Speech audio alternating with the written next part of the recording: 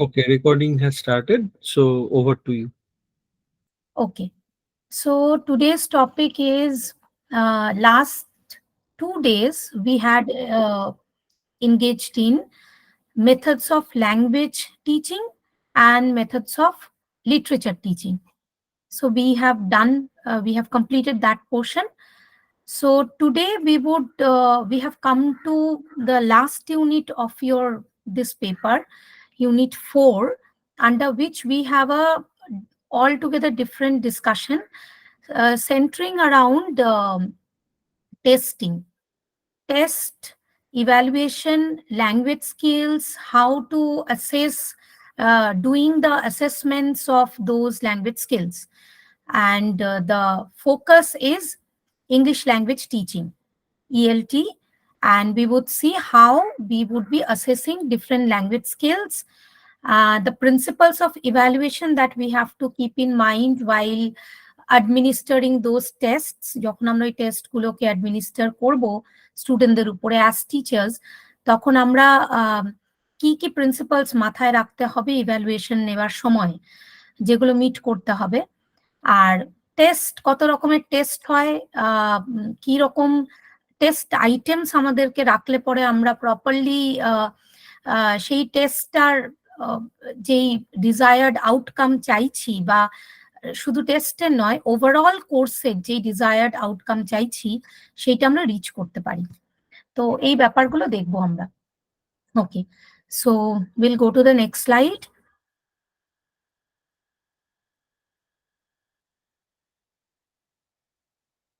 Yes, so these are some key terms, and there's like very slight differences. Meanings are quite closely associated with each other, but there are distinctions as well. মানে অনেক similarities, যেই শব্দগুলো দেখছো তোমরা, এই শব্দগুলোর মধ্যে অনেকগুলো similarity রয়েছে, কিন্তু অনেক এর মধ্যে ভাগ রয়েছে, মানে অনেকগুলো আমরা স্লাইট ডিফারেন্সেস পাবো যেগুলো এগুলোকে একে অপরের থেকে আলাদা করে তুলবে। So these are different in that way, but quite associated, part of the same process, you may say.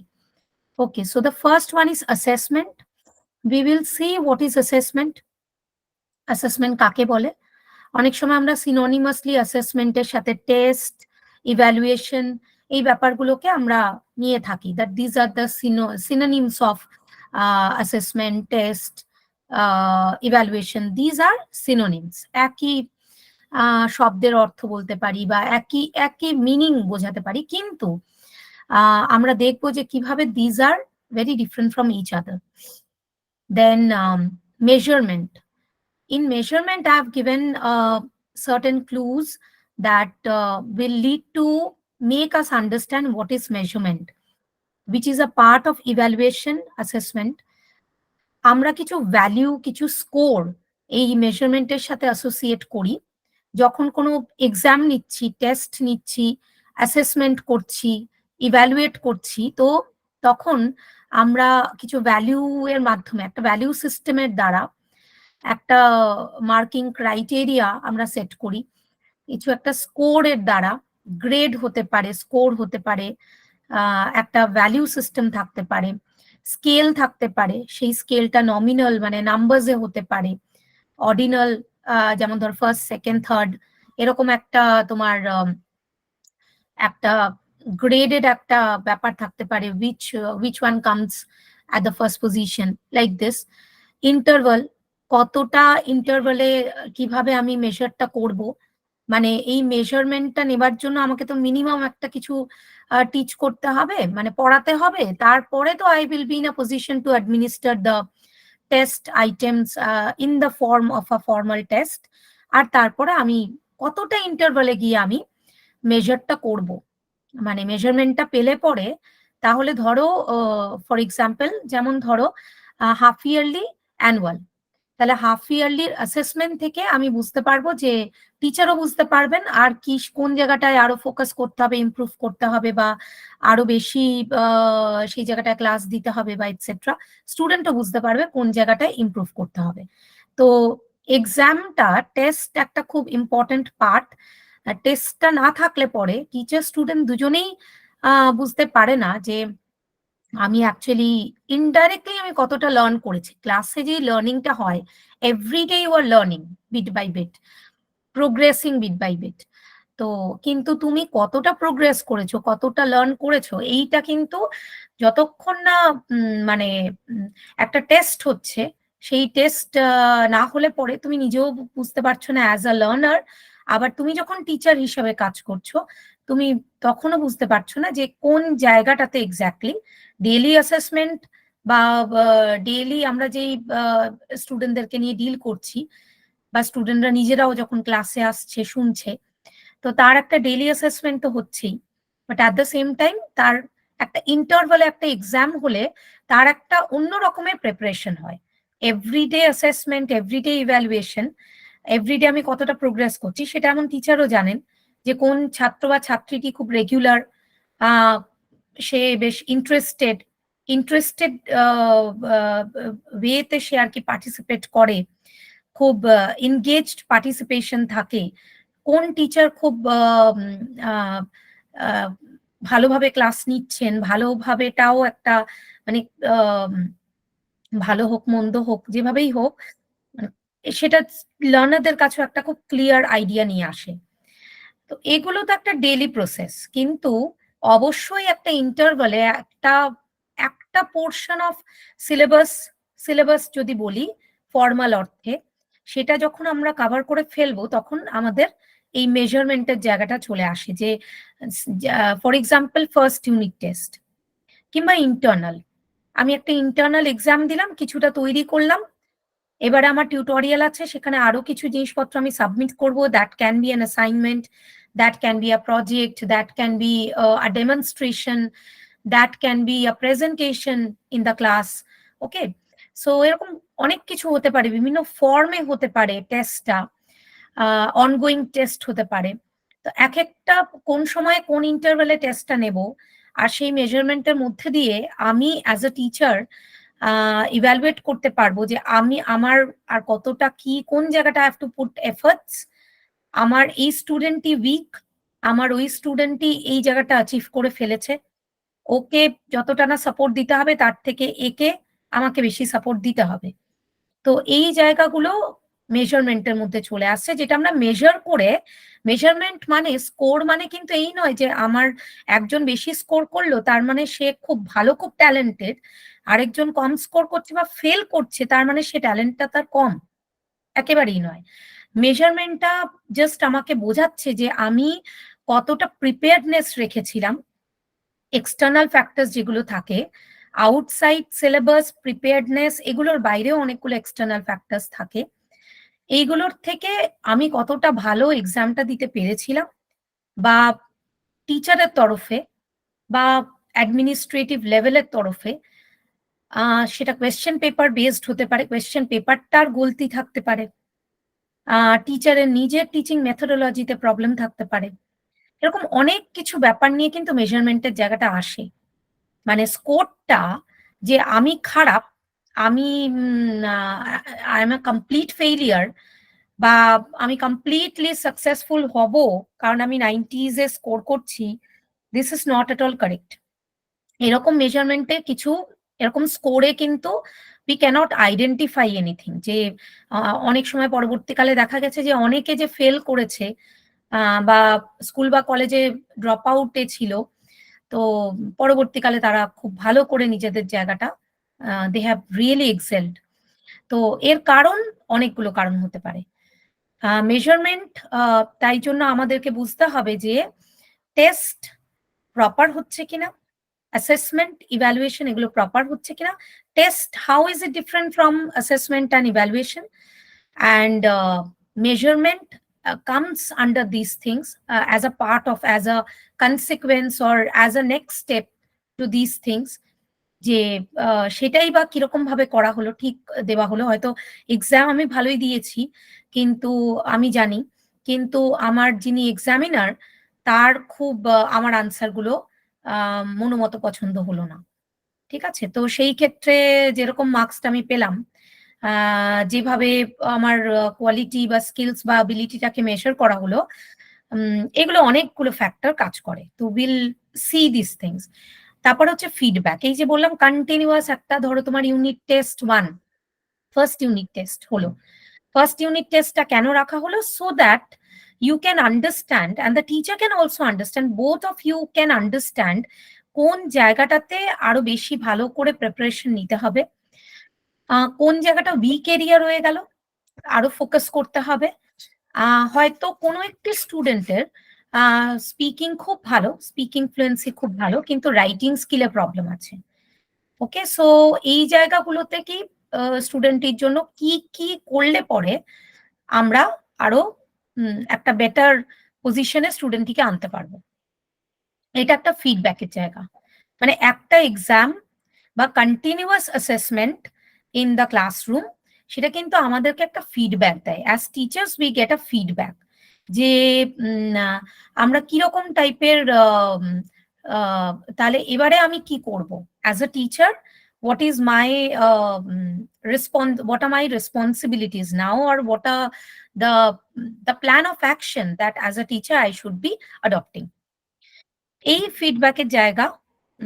আর আরেকটা হচ্ছে কারেকশন। যখনই আমি ফিডব্যাকটা পেয়ে গেলাম, তাহলে কারেকশনের জায়গাটায় আসবো। তার মানে ইউনিট টেস্ট 1-এ আমি যখন বুঝতে পারছি যে আমার স্টুডেন্টের হয়তো স্পেলিং এর সাংঘাতিক সমস্যা রয়েছে, ঠিক আছে, তাহলে এই পার্টিকুলার স্টুডেন্টের এই প্রবলেম, তাহলে এই জায়গাটায় কারেকশনের দরকার আছে।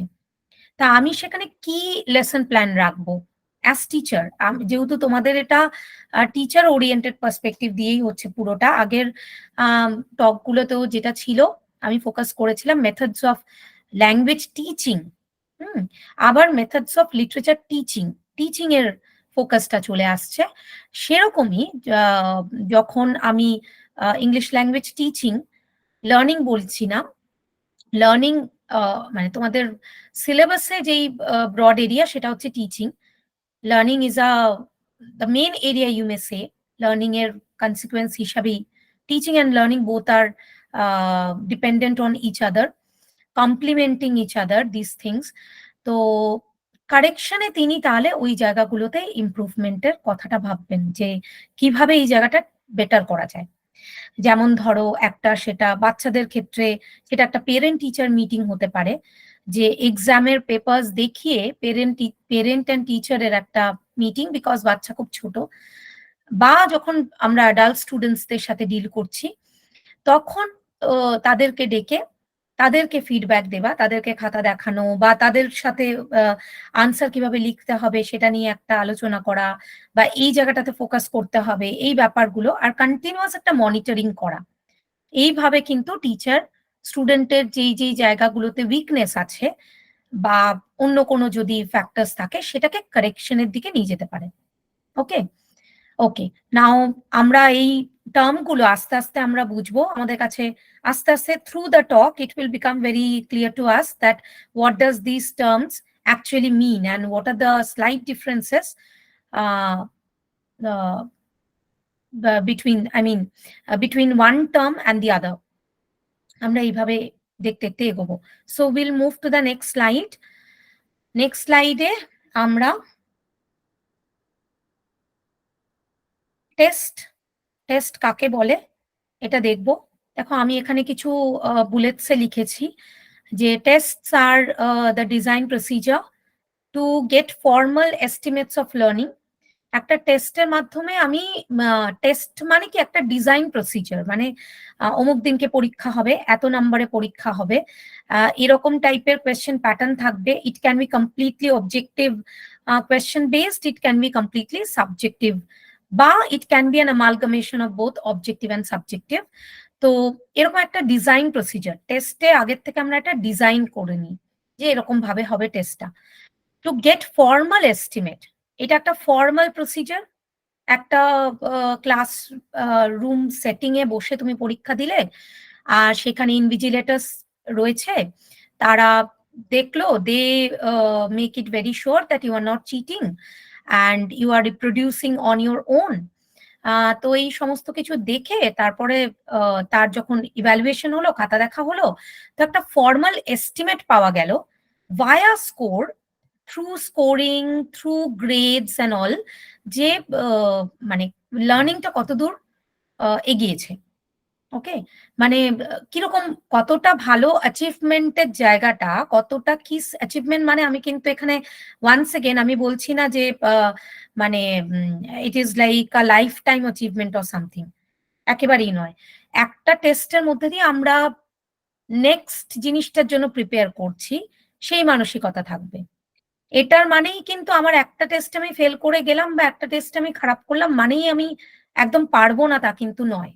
এটা আমাকে বুঝিয়ে দিচ্ছে, একটা এস্টিমেট দিচ্ছে, এস্টিমেট কিন্তু একটা মোটামুটি একটা আইডিয়া দিচ্ছে যে হ্যাঁ, আমি এই জায়গায় দাঁড়িয়ে রয়েছি, আমি এতটা শিখেছি বা টিচার বুঝতে পারছে না এতটা শিখেছে, আমার এই স্টুডেন্টের 90s এ মার্কস এসছে, মানে she or he has given a lot of efforts into this thing, অনেক খেটেছে, অনেক চেষ্টা করেছে, and the other student perhaps has not sort of done really good in the exam, হয়তো তার অন্য অনেক ফ্যাক্টর থাকতে পারে, বা পড়াশোনা করেনি, বা হয়তো সে পারছে না, মানে অনেক চেষ্টা করার পরেও হয়তো সে সেই জায়গাটা রিচ করতে পারছে না। সো মোরাললেস একটা এস্টিমেট সেই মুহূর্তে দাঁড়িয়ে দাঁড়িয়ে একটা গিভেন পয়েন্ট অফ টাইমে, ওই সময়ের যে এস্টিমেটটা সেটা যে সারা জীবন সত্যি থাকবে তারও কোনো মানে নেই।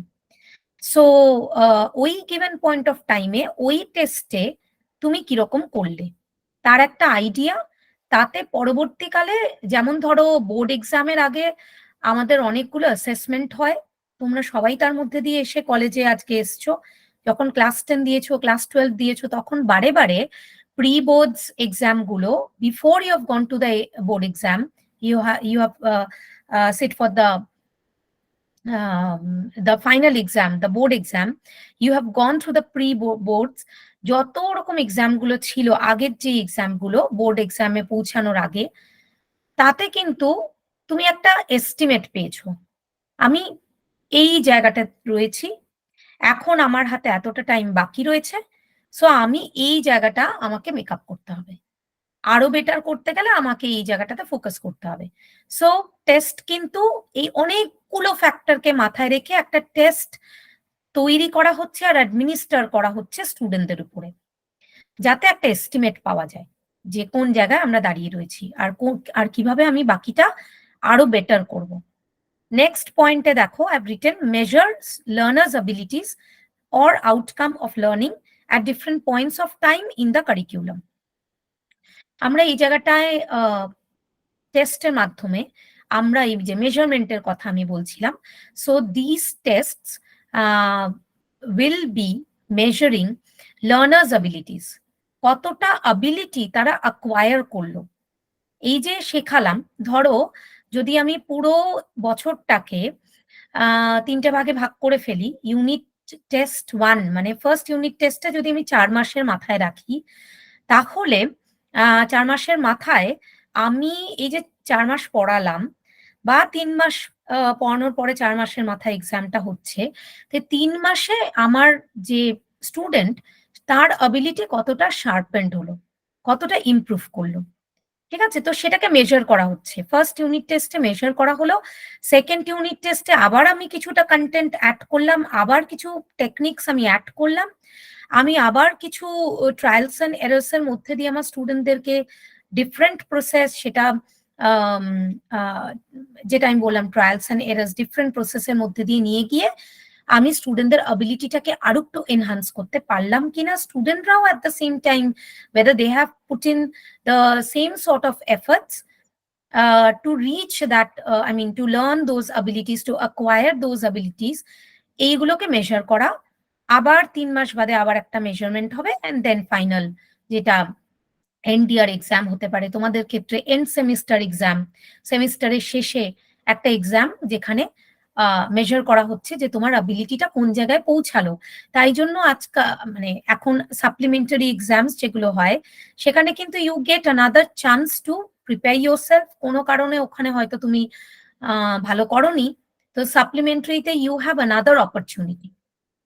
তো এখানে ধরেই নেওয়া হচ্ছে যে ডিফারেন্ট ফ্যাক্টরস থাকে, কোনো একটি এক্সামে একটা হয়তো অ্যাবিলিটি টেস্ট করা গেল না ঠিক মতো, বা হয়তো যে স্টুডেন্টটি ছিল তার আহ, ভালো এক্সাম, ভালো স্কোর করার ক্ষমতা ছিল, কিন্তু কোনো কারণে সে হয়তো, যে কোনো কারণ হতে পারে, করলো না বা করতে পারলো না। তো ইন দ্যাট কেস তাহলে সে সাপ্লিমেন্টারি এক্সামে কিন্তু আরেকবার সে সেটাকে মেক আপ করার, একটা রিকাভার করার জায়গাতে আসতে পারছে কিনা, সেই আই মিন পোটেনশিয়ালটা তার মধ্যে সে তৈরি করছে কিনা, অ্যাবিলিটিটা মেজার করা হচ্ছে তখন। Or outcome of learning at different points of time. এই যে ডিফারেন্ট পয়েন্টস অফ টাইম যেটা আমি বললাম, যে সেমিস্টারের ক্ষেত্রে যেমন এন্ড সেমিস্টার আছে, তার আগে ইন্টারনাল এক্সাম আছে, তার আগে তোমার টিউটোরিয়াল এক্সামস আছে, এরকম অনেক কিছু আছে। ক্লাস টেস্ট হয়, এমনি ইনডাইরেক্ট অ্যাসেসমেন্ট হয় ক্লাসের মধ্যে। তো বিভিন্ন সময়ে আমরা মেজার করছি অ্যাজ টিচার্স যে লার্নাররা কতটা অ্যাবিলিটি বা কতটা কোর্স আউটকামে রিচ করতে পারলো। আমার কোর্সের যে আলটিমেট আউটকাম ছিল যে এই কোর্সটা করলে পরে আমার স্টুডেন্টরা হয়তো রোমান্টিক এজের সাথে অ্যাকোয়েন্টেড হবে। Okay, so after once they have completed, they have attended the class lectures, now they know what are the various traits of romantic age, who is the pioneer of that age, and other prominent figures of the age. So ওরা romantic age, the characteristics and many other things, the leading figures and the works produced during that time. তো এইগুলোর সাথে তারা পরিচিত হলো। এইগুলো আমরা measure করতে পারছি, টেস্ট করতে পারছি ভায়া test. Then learners are aware of their performances. Learners are aware of their performances are being tested and preparations are required according. এখানে লার্নাররাও কিন্তু অ্যাওয়্যার যে তাদের যে পারফরমেন্স রয়েছে সেই পারফরমেন্স গুলো কিন্তু টেস্ট করা হচ্ছে। ফলে পরীক্ষার আগে কিন্তু সারা বছর আমি যদি সারা সেমিস্টার আমি পড়িনি, তবুও পরীক্ষার আগে কোনো না কোনো ভাবে আমি আমার পারফরমেন্সটা বেটার করার চেষ্টা করব অ্যাজ আ লার্নার। কারণ টিচার উনি টেস্ট করবেন আমার পারফরমেন্সটা, তার বেসিসেই আমাকে স্কোর অ্যাসাইন করা হবে। আর অ্যাকর্ডিংলি আমি কিন্তু প্রিপারেশনও নিচ্ছি, because if I am not prepared, if I have not practiced a lot, then my performance is not going to be really good and my score will go down. So এই ব্যাপারগুলো মাথায় রাখতে হবে। দেন টেস্টের এটা একটা objective at the same time, যে লার্নারদেরকে অ্যাওয়্যার করা যে এবার তাদের যা whatever they have learned that will be assessed now. Then based on a pre taught syllabus, আগে একটা সিলেবাস অলরেডি দেয়া রয়েছে, সেই সিলেবাসের উপরে আর কি ইয়ে হবে, মানে অ্যাসেসমেন্টটা হবে, টেস্টটা হবে, যে এই সিলেবাসের উপরে এই পরীক্ষাটা হবে।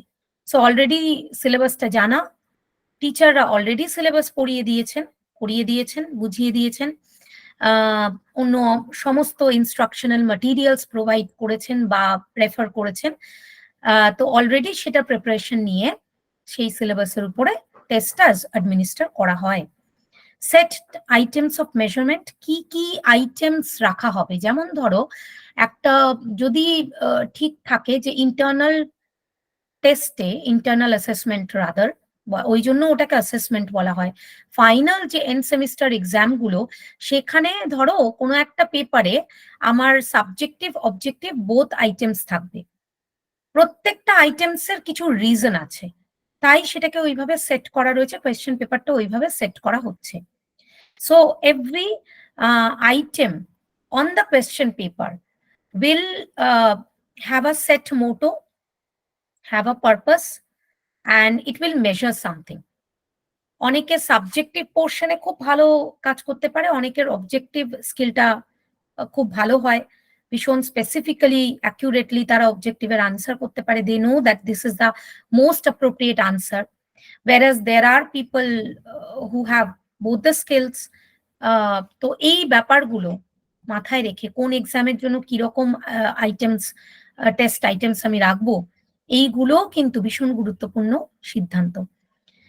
দেন মেজারমেন্ট ইজ স্ট্যাটিক হিয়ার, যেই মেজারমেন্টটা করা হলো, যেই স্কোরটা দেওয়া হলো, সেটা কিন্তু স্ট্যাটিক, কারণ সেটা চেঞ্জ করা যাচ্ছে না আনটিল অ্যান্ড আনলেস কেউ ফেল করছে আর তার সাপ্লিমেন্টারি এক্সাম হচ্ছে। তো মেজারমেন্টটা কিন্তু স্ট্যাটিক হয়ে যাচ্ছে। ধরো আমি 50% মার্কস পেলাম, তো আমার রিপোর্ট কার্ড, আমার রেজাল্টসে ওটাই কিন্তু প্রিন্ট হয়ে চলে এলো। তো এই যে স্কোরটা সেটা স্ট্যাটিক, ওটা কিন্তু আর চেঞ্জ হলো না। You cannot change that. পরবর্তীকালে তুমি কিছুটা মেকআপ করতে পারো, হয়তো অন্য কোনো সেমিস্টারে আর একটু ভালো পড়াশোনা করে আমি ওই যেটা মেকআপ করলাম, বাট যেটায় আমি কম পেয়ে গেলাম ওটা মেকআপ করতে গিয়েও সমস্যার মধ্যে পড়তে হয়। সো মেজারমেন্টটা কিন্তু স্ট্যাটিক হয়ে গেল, বা খুব ভালো অ্যাচিভ করলাম সেটাও কিন্তু আমার একটা বড় অ্যাচিভমেন্ট হয়ে সারা জীবন একটা মানে একটা স্থায়ী হয়ে রয়ে গেল। That is why static. Then score or grade awarded. আমাকে কোনো গ্রেড ওভারঅল খুব ভালো করলাম, এ প্লাস পেলাম, বা আরো ধরো মানে এক্সিলেন্ট বা আউটস্ট্যান্ডিং পাচ্ছে, তো কারোর জন্য এ প্লাস কি তারও উপরে কোনো গ্রেড যদি রয়েছে সেটা পেলাম, বা ভীষণ পুয়ার করলাম আমি, ধরো খুবই খারাপ করলাম তো ডিই এমনকি এফ এরকম কোনো গ্রেড পেলাম। তো এই ব্যাপারগুলো টেস্টের সাথে অ্যাসোসিয়েটেড থাকে। Okay, then will go to the next slide. Assessment. Okay, test, টেস্টটা যেমন দেখলে, টেস্টটা অনেকটাই question paper based, measurement oriented, syllabus based, এরকম একটা। অ্যাসেসমেন্টের ক্ষেত্রে যেটা আমি বলতে গিয়ে বললাম যে ইন্টারনাল অ্যাসেসমেন্ট বলা হয় আইএ, বিকজ ওটা কিন্তু একটা মানে ক্লাসরুমের মধ্যে, মানে class teacher oriented, class teacher set একটা এক্সাম, যেটায় তিনি অ্যাসেস করছেন যে তুমি কতটা prepared for the final or end semester examination, যেটা ইউনিভার্সিটির থেকে কোয়েশ্চেন পেপার আসবে, এক্সামিনার অন্য কেউ হবেন, আর তোমার অন্য জায়গাতে সিট পড়ছে, ইনভিজিলেটর অন্য কেউ হবেন, এটসেট্রা। তার ফরম্যাটটাই অন্য রকমের হচ্ছে। অ্যাসেসমেন্ট, অ্যাসেসমেন্টের মধ্যে কি টেস্টটা পড়ছে না? ডেফিনেটলি, কিন্তু assessment is an umbrella term including a variety of measurements and estimates of learner performances. অ্যাসেসমেন্টটা কিন্তু একটা বড় হিউজ একটা ব্যাপার, যেখানে আমরা তার মধ্যে অনেকগুলো ব্যাপার পড়ছে, এবং টেস্টটাও তার মধ্যে পড়ে যাচ্ছে, তার ওই আমব্রেলার আন্ডারে মেজারমেন্টটা পড়ছে, মানে স্কোর, ভ্যালু বা গ্রেড, এই ব্যাপারগুলো সেটার মধ্যে। মানে যখন অ্যাসেস করছি, অ্যাসেসমেন্টের বেসিসে তো আমি একটা মেজারমেন্টও পাচ্ছি, আমি ফর্মালি করি বা ইনফর্মালি করি, আমি তো একটা আইডিয়া পাচ্ছি, একটা মেজারমেন্ট পাচ্ছি যে আচ্ছা ও এই স্টুডেন্টই আমার এইগুলো পাচ্ছে, কিন্তু এই স্টুডেন্টই পাচ্ছে না।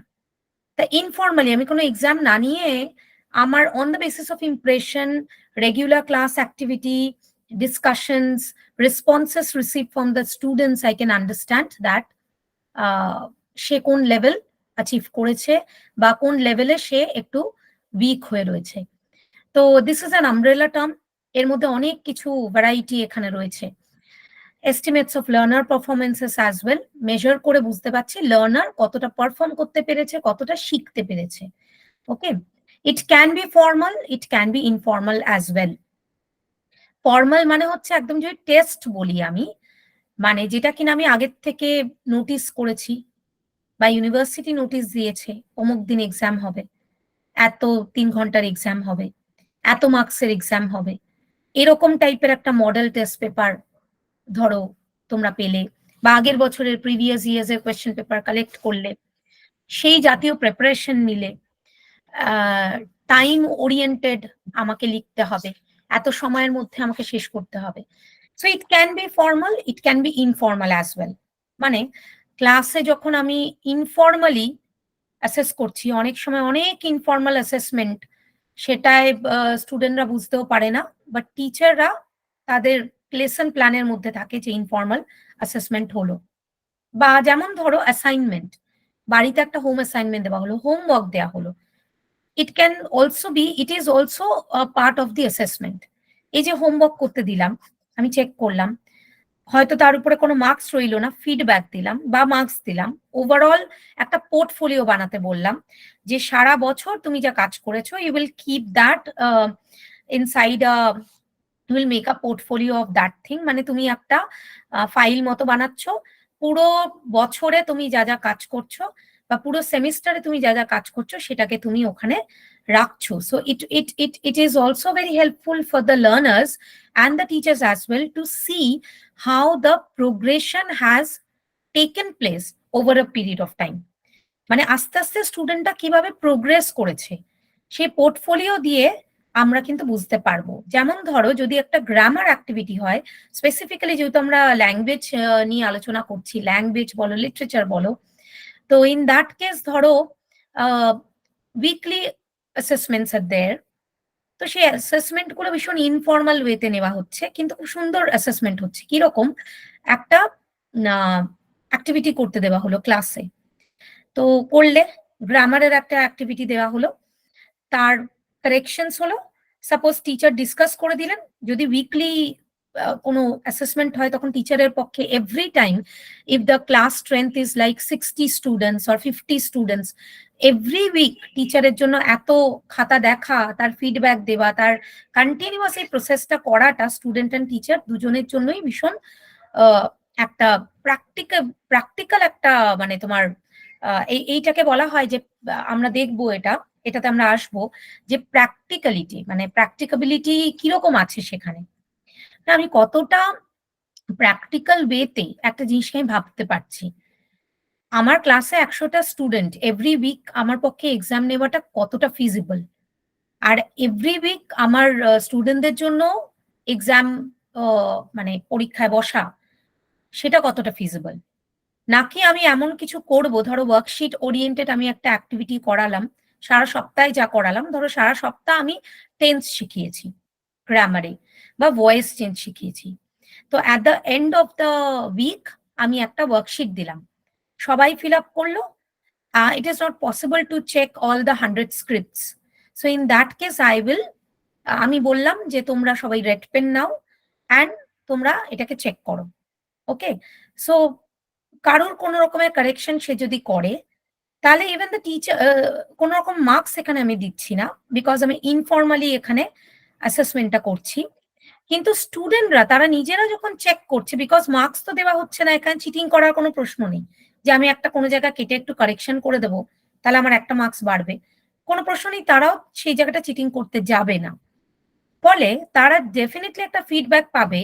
যখন কিছু আমি শিখছি বা শেখাচ্ছি তখন আমার মনে হচ্ছে okay okay I can do this, I have understood, I can do this. But when you go to the actual thing, uh, to, I mean, to do it, something hands on, আমি নিজে হাতে করছি, তো তখন আমি হয়তো দেখছি ওকে practically আমি তখন বুঝতে পারছি যে আমি যেটা ভেবেছিলাম এত ইজিলি করে ফেলতে পারবো। Even for a paragraph writing আমি ভেবেছিলাম আমি তো জানি প্যারাগ্রাফ কিভাবে লিখতে হয়। ওকে, তোমরা হয়তো জানবে অনেক competitive exam paragraph writing, precis writing কে ইনক্লুড করে to check the skill of expansion and the skill of compression, the skill of condense, একদম কন্ডেন্স করে ছোট করে ব্রিফ ম্যানারে সে লিখতে পারছে কিনা। তো দুটো স্কিলই টেস্ট করছে, যেটা দিয়ে অনেক বড় একটা আইডিয়া পাওয়া যাচ্ছে। Without having any sort of clue, the student has to, I mean, the candidate has to go through this thing. প্যারাগ্রাফটা আমি কি করে, নট অনলি কন্টেন্ট, সেখানে কিন্তু কন্টেন্টটা শুধু না, প্যারাগ্রাফটা কি করে আমি অ্যারেঞ্জ করব, র্যান্ডমলি নাকি খুব সিকোয়েন্সিয়ালি আমি এগোবো। তো এইরকম অনেক করা যায় যেখানে আই মিন টিচাররা বুঝতে পারেন, স্টুডেন্টরাও বুঝতে পারে যে আমি কতটা শিখেছি, কতটা আমি করতে পারছি। টিচার যখন আনসারটা ক্লাসে ডিসকাস করে দিল, স্টুডেন্ট তখন বুঝতে পারছে যে ওকে তাহলে আমি যে আইডিয়াটা নিজের ব্যাপারে নিয়ে বসেছিলাম, হ্যাঁ আমি তো পেরে যাব, অ্যাকচুয়ালি তা নয়, আমার আরো প্র্যাকটিসের দরকার। তো দিস ইজ ইনফর্মাল থিং, যেখানে আমি ইনফর্মালি এবারে আমি বললাম যে এই যে তোমরা নিজেরা সেলফ কারেকশনটা করলে on the basis of the answers discussed in the classroom, এইবারে এইগুলোকে তোমরা একটা ফাইল বানাও, তাতে পুরো সেমিস্টারে আমরা যা করব উইকলি অ্যাসেসমেন্ট, এই যে informal weekly assessment, continuous assessment, সেগুলোকে একটা ফাইলে রেখে দাও। Make a portfolio of the things, the activities that you have done, the corrections, so it will definitely help you to reach the milestones. তুমি যেই মাইলস্টোনে rich করতে চাইছো, যেই কোর্স আউটকামটা আমি টিচার হিসেবে পৌঁছিয়ে দিতে চাইছি, রিচ করতে চাইছি, আর আমার স্টুডেন্টরাও রিচ মানে পৌঁছাবে সেখানে, সেটা আমরা একটা বুঝতে পারবো কিভাবে আমি সেই মাইলস্টোনটা রিচ করলাম। বা এন্ড সেমিস্টার এক্সামের আগে পোর্টফোলিও বা এই ফাইলটা আমাকে খুব হেল্প করবে, বিকজ সারা বছর আমি কিভাবে প্রোগ্রেস করেছি, আমার এক্স্যাক্টলি কোন জায়গাটায় ওই ওই ওই পার্টিকুলার ওয়ার্কশিটটাতে ওই আনসারটা করতে গিয়ে কি প্রবলেম হয়েছিল, আর টিচার কি ফিডব্যাক দিয়েছিলেন, এভরিথিং ইজ রেকর্ডেড। তাহলে এটা যখন আমি ফাইলটা খুলে এক্সামের আগে দেখে নেব, সো এই ইনফর্মাল অ্যাসেসমেন্ট গুলো কিন্তু ভীষণ হেল্প করবে আমাকে। Okay, then can be done directly or indirectly. The next point is এই ফর্মাল ইনফর্মালের যে ব্যাপারটা, সেটাই ওই ডাইরেক্ট অ্যান্ড ইনডাইরেক্ট অ্যাসেসমেন্ট যেটাকে বলা হচ্ছে। যে ডাইরেক্টলি তুমি এটা এটা আবার একটু different from formal and informal. Formal and ইনফর্মালে যেমন আমি বোঝালাম তোমাদেরকে, ফর্মাল মানে একদম টেস্টের ডেট নোটিস করা হলো, অমুক দিনকে এক্সাম হবে, ইনভিজিলেশন ডিউটিতে টিচাররা থাকবেন, তোমরা তৈরি হয়ে এলে, ব্যাগগুলো বাইরে রাখলে, দূরে রাখলে, সঙ্গে মোবাইল নিয়ে বসলে না, this is part of formal exam. যখন ডাইরেক্ট অ্যাসেসমেন্ট হবে বা ইনডাইরেক্ট অ্যাসেসমেন্ট হবে, তাতে অ্যাসেসমেন্টটার পদ্ধতিটা হচ্ছে, এটা প্রসেস, সেটা হচ্ছে ডাইরেক্ট অ্যাসেসমেন্ট করা হচ্ছে, নাকি ইনডাইরেক্ট। মানে ডাইরেক্টলি তোমাকে কিছু কোয়েশ্চেন করা হলো, যেমন ধরো বলা হলো যে okay, so you get prepared, day after tomorrow you have to take part in a debate presentation. So 7 of you, starting with roll number 1 to 7, 7 of you will be participating. The debate motion has been provided to you. এই হচ্ছে তোমাদের topic, this is the motion of the debate.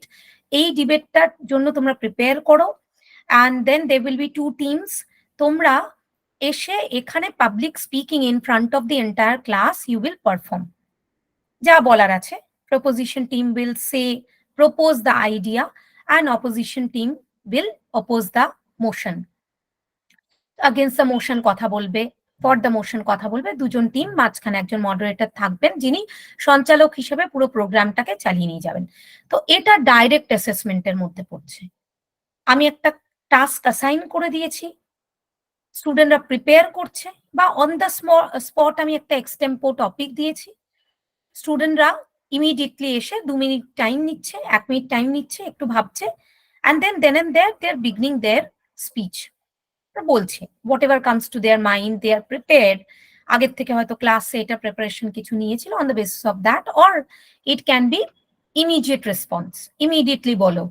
ওকে, তো এটা direct assessment হতে পারে, যেখানে তুমি directly teacher স্টুডেন্টকে দেখছে যে সে কতটা বলতে পারছে, কতটা ফ্লুয়েন্সি আছে, কতটা অ্যাকিউরেসি আছে, কন্টেন্টে কি আছে, কিরকম কিরকম পয়েন্টস সে বলছে, কতটা অ্যারেঞ্জমেন্ট রয়েছে, মানে অ্যারেঞ্জমেন্ট অফ আইডিয়াস। এমন তো নয় যে ডেফিনেশনটা সবার লাস্টে বললো, কজ অ্যান্ড এফেক্টটা সবার আগে বলে দিল, প্রবলেমস অ্যান্ড পসিবল সলিউশনসটা যেটা কিনা অনেক পরে বলার কথা ছিল, সেটা এক্সাম্পল দেওয়ার আগেই বা কোনো ডেটা বা স্ট্যাটিস্টিক্স দেওয়ার আগেই সেটা বলে দিল। তো এইটা আমি এইভাবে অ্যাসেস করছি as teacher. Indirect assessment is তুমি যখন তাকে ইনডাইরেক্টলি মনিটর করছো। ওকে, যেমন ধরো তুমি হয়তো তাকে ইনডাইরেক্টলি কোনো একটা কাজ দিয়েছো, যেটা দিয়ে তুমি তাকে মনিটর করছো। আমি এই মুহূর্তে এক্সাম্পল কিছু মনে করে হয়তো ইয়ের মাধ্যমে বলবো, যখন আমি আমি যাব একদম প্রপারলি ডাইরেক্ট ইনডাইরেক্টে, তখন indirect testing example,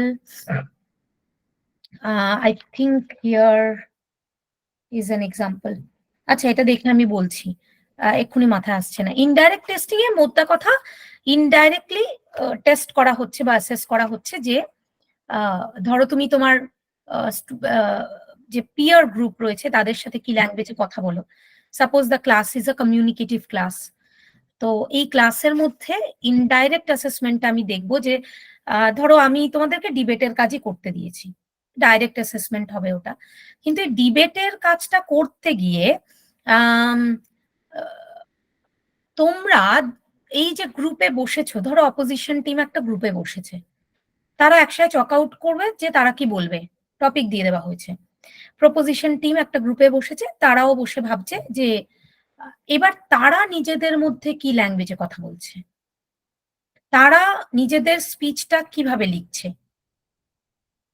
ওকে, এটা ইনডাইরেক্ট অ্যাসেসমেন্টের মধ্যে পড়ে যেতে পারে। মানে প্রিপারেশন পার্টটা টিচার ইনডাইরেক্ট অ্যাসেসমেন্টের মাধ্যমে দেখে নিল যে তারা কতটা প্রিপেয়ার্ড, তারা কি অলরেডি যখন তারা প্রিপেয়ার করছে for the final, I mean presentation, for the public speaking, তখন থেকেই কি তারা কমিউনিকেট করা স্টার্ট করে দিয়েছে নিজেদের মধ্যে ইন দ্যাট ওয়ে। তাহলে যখন কমিউনিকেট করছে তখন তা কতটা কনফিডেন্টলি করছে, whether they have been fluent with each other, whether they are comfortable with each other, whether there is a student who has certain inhibitions, a student who is very extrovert and the student is not letting the other speak, and there is an introvert student who has a lot of ideas perhaps, but she or he cannot come up with certain things because the others are extrovert in nature, তাকে বলতে দেয়া হচ্ছে না, বা তার because of the nature সে বেশি একটু শাই, একটু কোয়াইট, একটু টিমিড, তো সে বলছে না। তো এরকম অনেক অ্যাসেসমেন্টের মধ্যে দিয়ে indirect and direct both we can understand. তাহলে বুঝতে পারছো অ্যাসেসমেন্ট ব্যাপারটা কোনো একটা পরীক্ষা নয়, অ্যাসেসমেন্ট কিন্তু একটা অনেক বড় ব্যাপার, অনেক দিন ধরে এটা চলতে থাকে অ্যাসেসমেন্টটা।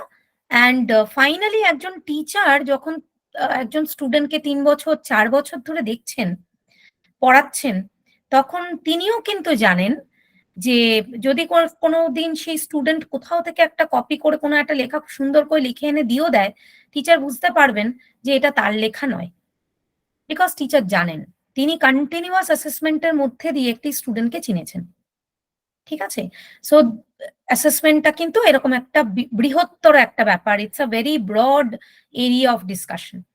দেন অনগোয়িং টিচিং লার্নিং প্রসেস, এইটার কথাই বলছিলাম। অনগোয়িং মানে চলছে, টিচিং এর প্রসেসও চলছে, তার মধ্যে ফিডব্যাকও চলে আসছে at stages, and learning at the same time, লার্নিংটাও ইমপ্রুভ করতে করতে চলেছে। ক্লাস 1-এ আমি লার্নিং এর যেই জায়গাটাতে ছিলাম, আজকে এত বছর পড়াশোনার পরে নিশ্চয়ই ক্লাস 1-এর এফিসিয়েন্সি নিয়ে আমি বসে নিই। ঠিক আছে, তো আমাদের প্রত্যেকেরই সেই লার্নিং এর জায়গাটা বেটার হয়েছে। আমাদের প্রত্যেকেরই ওভার দ্য ইয়ার্স, আমি যখন প্রথম পড়াতে আসি অ্যাজ আ টিচার, আমি যেরকম ছিলাম, যেভাবে পড়াতাম, যেই টেকনিক ভাব বুঝতাম, বা আমি আমার ক্লাসরুমকে স্টুডেন্টদেরকে যেইভাবে ভাবতাম বা ভেবেছিলাম যে এই ব্যাপারগুলো এইভাবে করা যাবে, ওভার দ্য ইয়ার্স আমার এক্সপিরিয়েন্স, আমার কনফিডেন্স, আমার টেকনিক্স অনেক কিছু চেঞ্জ হতে পারে, হয় ডেফিনেটলি সময়ের সাথে সাথে। সো অ্যাসেসমেন্ট কিন্তু পুরো ব্যাপারটা টিচার নিজেকেও অ্যাসেস করছেন যে আমি আমার পড়ানোটাতে আর কোন জায়গায় কি কি হয়েছে বা হতে পারে, আরো বেটারমেন্ট কি হতে পারে, বা এই জায়গাটা এই গ্যাপ থেকে গেল এটসেট্রা। তো এন্টায়ার টিচিং লার্নিং প্রসেসটা কিন্তু through out, from the beginning till the end, is assessment. Okay, so we'll move to the next slide. Uh, uh, yes, measurements. Measurements, under this, the first point that I've given is raw scores. Okay. কিরকম হতে পারে? একদম 1, 2, 3, 4 ধরো তোমার out of 100 60 পেয়েছে, 50 পেয়েছে, এটাকে আমরা র স্কোরের মধ্যে রাখতে পারি। নিউমেরিক্যাল ইন্ডেক্স একটা বানিয়ে, যে এতটা স্কোর করলে আচ্ছা সে হচ্ছে গিয়ে তবে এই গ্রেডে যাবে। So then it will lead to that grade. Numerical index, objective type test. Objective type টেস্টে আমরা খুব ভালো র স্কোরিংটা পাই, মানে একদম 10খানা আমি কোয়েশ্চেন দিয়েছি অবজেক্টিভ, 10খানাই ঠিক করেছো, 10-এ 10 পেয়েছো। Okay, so this is raw score. When scores are not yet transformed statistically, before that also, that those scores are raw scores at a stage where they have not reached the final stage of statistic imprint, can be used to calculate mean score. র score থেকে আমরা মিন স্কোরে পৌঁছে, মানে average আমরা বুঝতে পারি যে তার মানে স্টুডেন্টই কোন দিকে রয়েছে, মানে উইক এরিয়ার মধ্যে ফেলবো নাকি তাকে স্ট্রেংথের মধ্যে ফেলবো, নাকি সে অ্যাভারেজের মধ্যে রয়েছে, ক্লাস অ্যাভারেজে রয়েছে, আহ, সবাই মোরলেস এরকম স্কোর করেছে, নাকি খুব অ্যাব্রাপ্ট কিছু হয়েছে, কেউ ভীষণ ভালো স্কোর করেছে, কেউ ভীষণ খারাপ স্কোর করেছে, আবার কেউ কেউ হয়তো অ্যাভারেজে করেছে।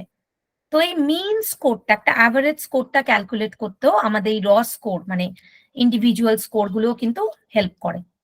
দেন scales, no discrete points of measurement. এখানে কোনো ডিসক্রিট স্কেলে কি হয়, কোনো ডিসক্রিট তোমার স্কোর দেয়া থাকে না র স্কোরের মতন, যে তুমি 5 পেয়েছো, 6 পেয়েছো, 7 পেয়েছো বা 8 পেয়েছো।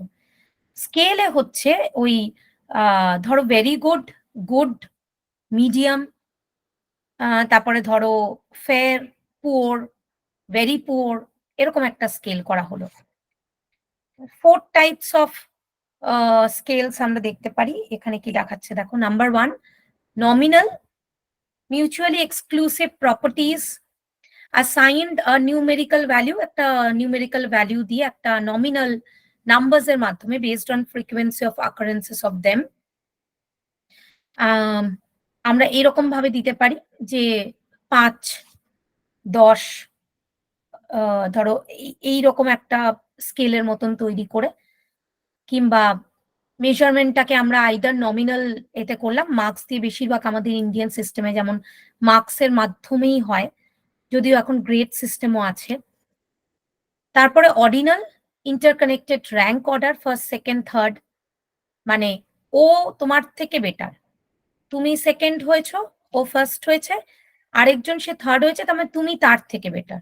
তো এটা একটা ইন্টারকানেক্টেড র্যাঙ্ক অর্ডার। এইভাবে হতে পারে স্কোরটা বা মেজারমেন্টটা। তাতে কি হবে, একটা লক্ষ্য আমাদের তৈরি হতে পারে যদি কেউ পজিটিভলি এটাকে নেয়, যে তাহলে আমি সেকেন্ড হয়েছি, এবার আমি ফার্স্ট হওয়ার চেষ্টা করব।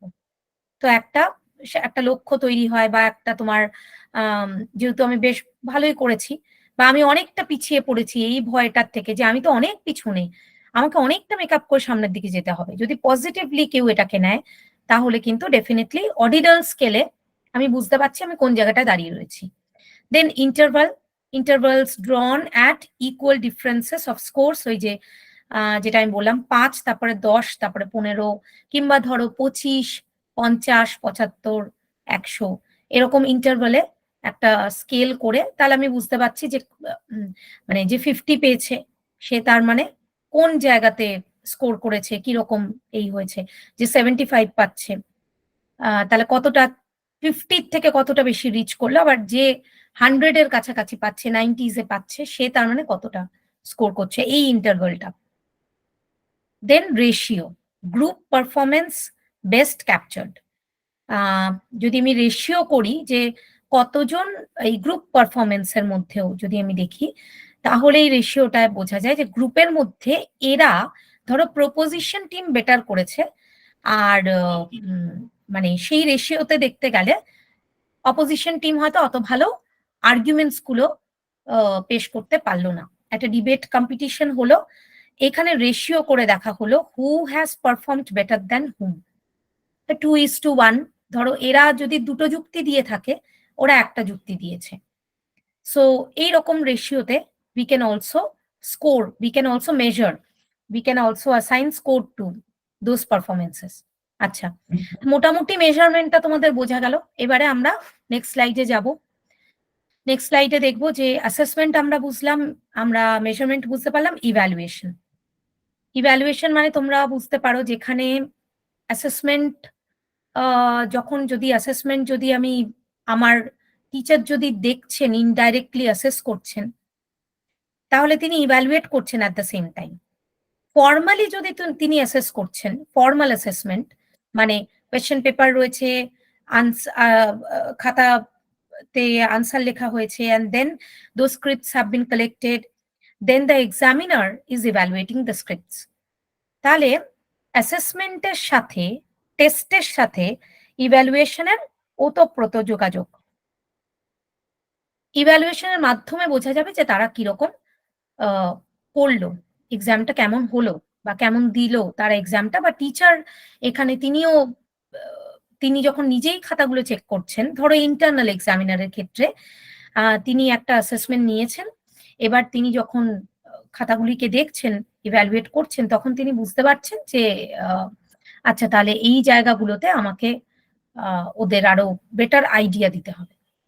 So a broader spectrum that includes assessments, measurements, and finally making decisions about promotion to a higher level or the effectiveness of a language program itself. ইভ্যালুয়েশনের মাধ্যমে আমি ডিসাইড করতে পারছি যে ওদেরকে কি মার্কস দেব, আর একটা ডিসিশন মেকিং জায়গাতেও টিচার আসছেন যে ওদেরকে প্রমোশন দেওয়া যায় কিনা নেক্সট লেভেলে। ধরো সেমিস্টার 1 থেকে সেমিস্টার 2 তে সে যেতে পারছে কিনা, এটা কিন্তু evaluation. And as a result of evaluation the marks that the individual has scored will determine যে প্রমোশনটা হচ্ছে কিনা, সে হায়ার লেভেলে যাচ্ছে কিনা। বা অ্যাট দ্য সেম টাইম শুধু তার প্রমোশন নয়, যেই কোর্সটা আমরা কন্ডাক্ট করলাম এই কোর্স কতটা এফেক্টিভ হলো। মানে একটা এক্সামে আমি যদি দেখি যে ওভারঅল সবার রেজাল্টটা খুব খারাপ হলো, তাহলে সেখানে effectiveness of the program is also, it will put the effectiveness of the language program into question, যে কেন সবার ক্ষেত্রে সেটা খারাপ হলো, সবাই খারাপ করলো কেন, বা সবাই এত ভালো মার্কস কি করে পেল। This is too much good. তো টু গুড হয়ে গেল বা টু ব্যাড হয়ে গেল, তাহলে সেখানে কিন্তু ওই ইভ্যালুয়েশনের মাধ্যমেই আমরা সেটা বুঝতে পারছি এত ভালো স্কোর হলো সবার বা এত খারাপ স্কোর হলো সবার। তো সেখানে কিন্তু effectiveness of the language program will be in question.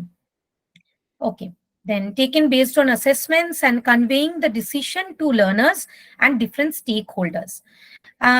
ইভ্যালুয়েশনের মাধ্যমে কিন্তু যিনি ইভ্যালুয়েটর বা examiner, that person is conveying the decision, whatever decision the person is taking. মানে আমি এই আনসারের বেসিসে 6 দেব, নাকি আমি এখানে 8 দেব, নাকি আমি এখানে 4 দেব, ঠিক আছে, সেইটা এক্সামিনার যিনি ইভ্যালুয়েটর তার যে ডিসিশন, সেই ডিসিশনের মাধ্যমে সে কিন্তু লার্নারের কাছে পৌঁছে দিল যে তুমি 40% মার্কস, সে বুঝতে পারলো যে আমি 40% মার্কস পেয়েছি, এক্সামিনারের মনে হয়েছে যে আমার 40% মার্কস পাওয়ার মতো।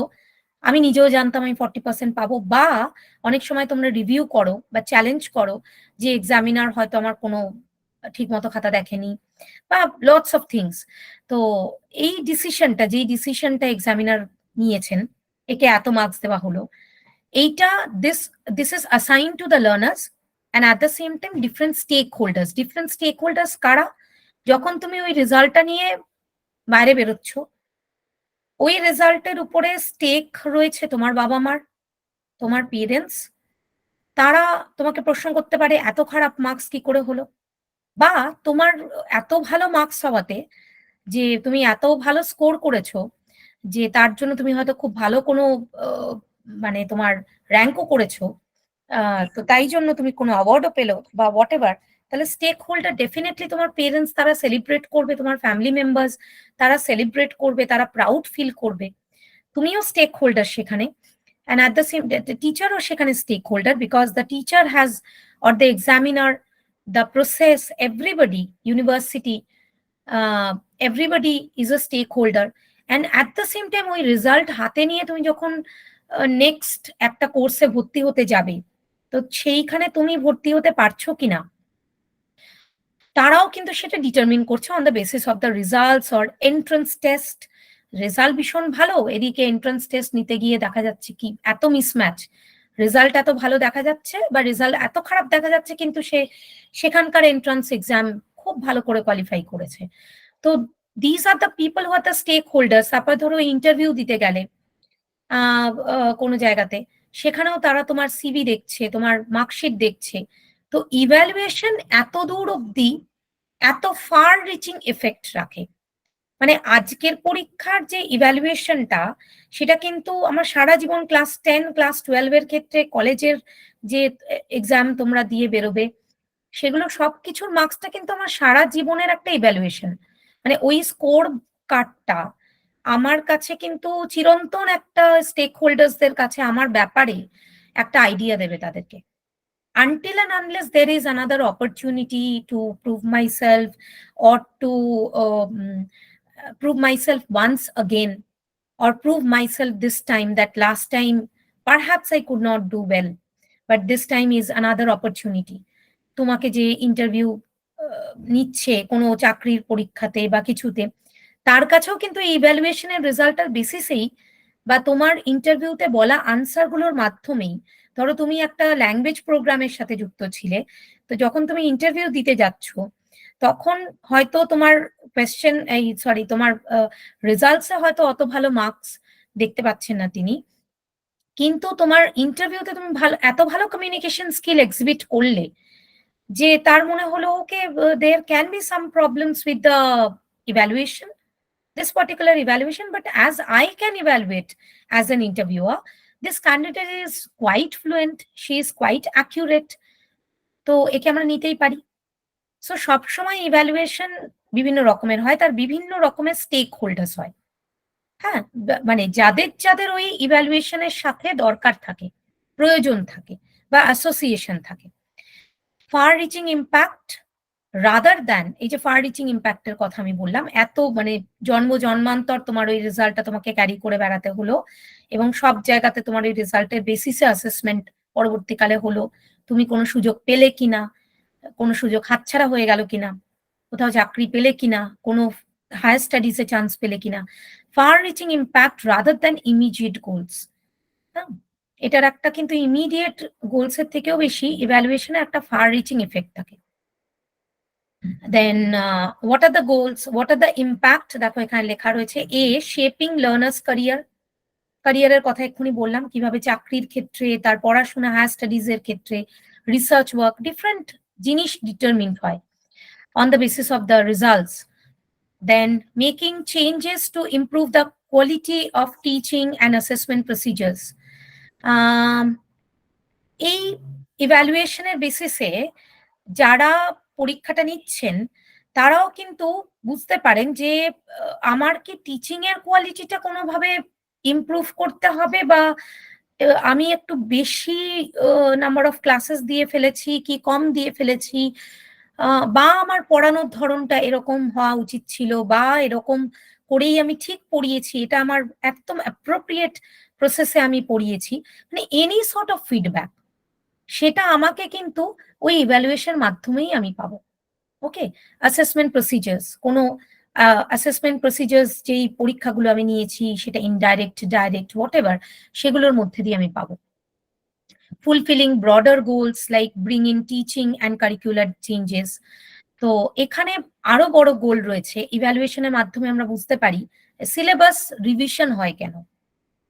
একটা হচ্ছে মানে যুগোপযোগী করে তোলা, as at par the I mean the relevance has to be there, the relevance that the demands of the present time, আমি যদি সেই পুরোনো কালের সিলেবাস রেখে দিই তাহলে প্রেজেন্ট টাইমে তো ইট is not applicable at all.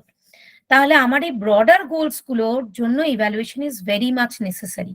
আমি বুঝতে পারছি যে আমি ক্লাসে যেটা পড়াচ্ছি, যা ইভ্যালুয়েশন করছি, এবারে আমি তো ওদেরকে শিখিয়ে পড়িয়ে দিলাম, কিন্তু ওরা গিয়ে রিয়েল লাইফে কিছু বলতে পারছে না, করতে পারছে না। স্পেসিফিক্যালি ল্যাঙ্গুয়েজের ক্ষেত্রে বলছি, বা লিটারেচারের ক্ষেত্রে হতে পারে যে থিওরিটিক্যাল নলেজ হলো ওদের, কিন্তু কোনো রকমে তাদের কোনো রকমের অ্যাজ আ টিচার তারা নিজেকে কিভাবে প্রিপেয়ার করবে তার জন্য কোনো রকমের ট্রেনিং তাদের এখানে হলো না। সো অনলি তারা শিখলো as a learner, but as a teacher কোনো ট্রেনিং হলো না। তাই জন্য তাকে হয়তো বিএড করতে হবে বা অন্য কোনো টিচার্স ট্রেনিং করতে হবে বা এই জাতীয়।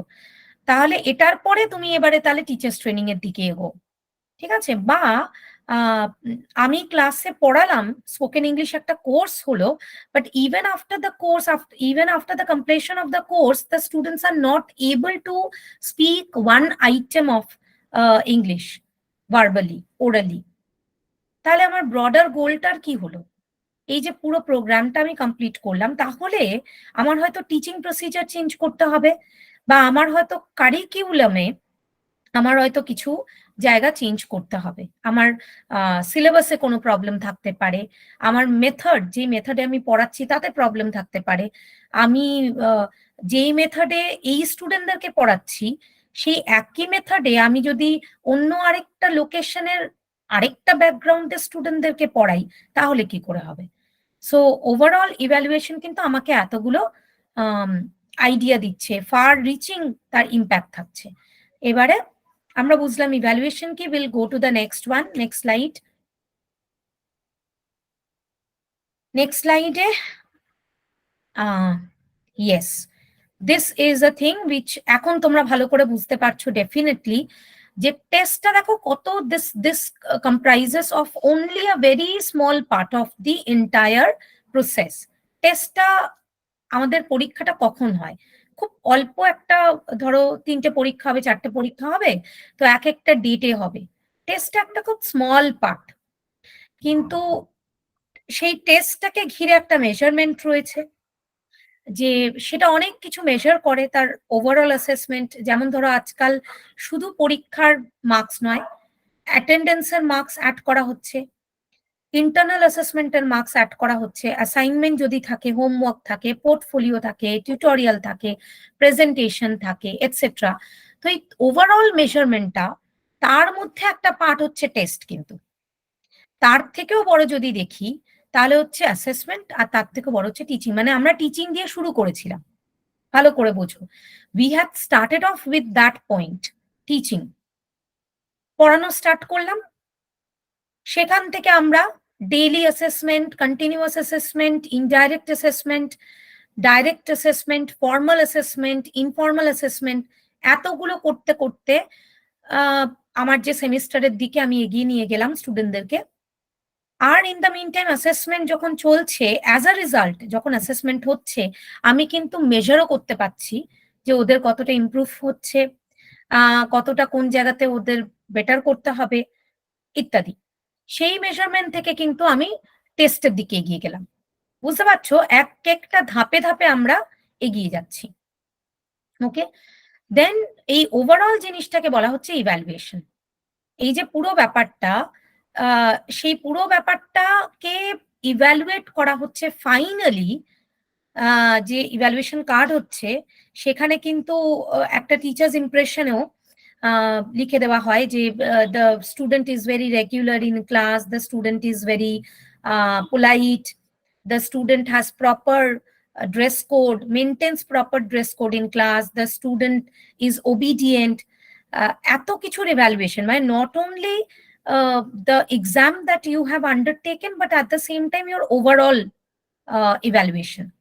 সে প্রত্যেক দিনকার এতে তার বডি ল্যাঙ্গুয়েজ কেমন ছিল, তার ক্লিনলিনেস কেমন ছিল, তার ক্লাস অ্যাটেন্ডেন্স কেমন ছিল, তার রেসপন্স কেমন ছিল, ফাইনালি সে কেমন করলো, এই পুরো ব্যাপারটা ইভ্যালুয়েশনের মধ্যে চলে আসছে। ওকে, আশা করি বোঝা গেছে। Will move to the next slide now. Yes, তো principles of evaluation. Now we are moving towards the main parts of this principles of evaluation.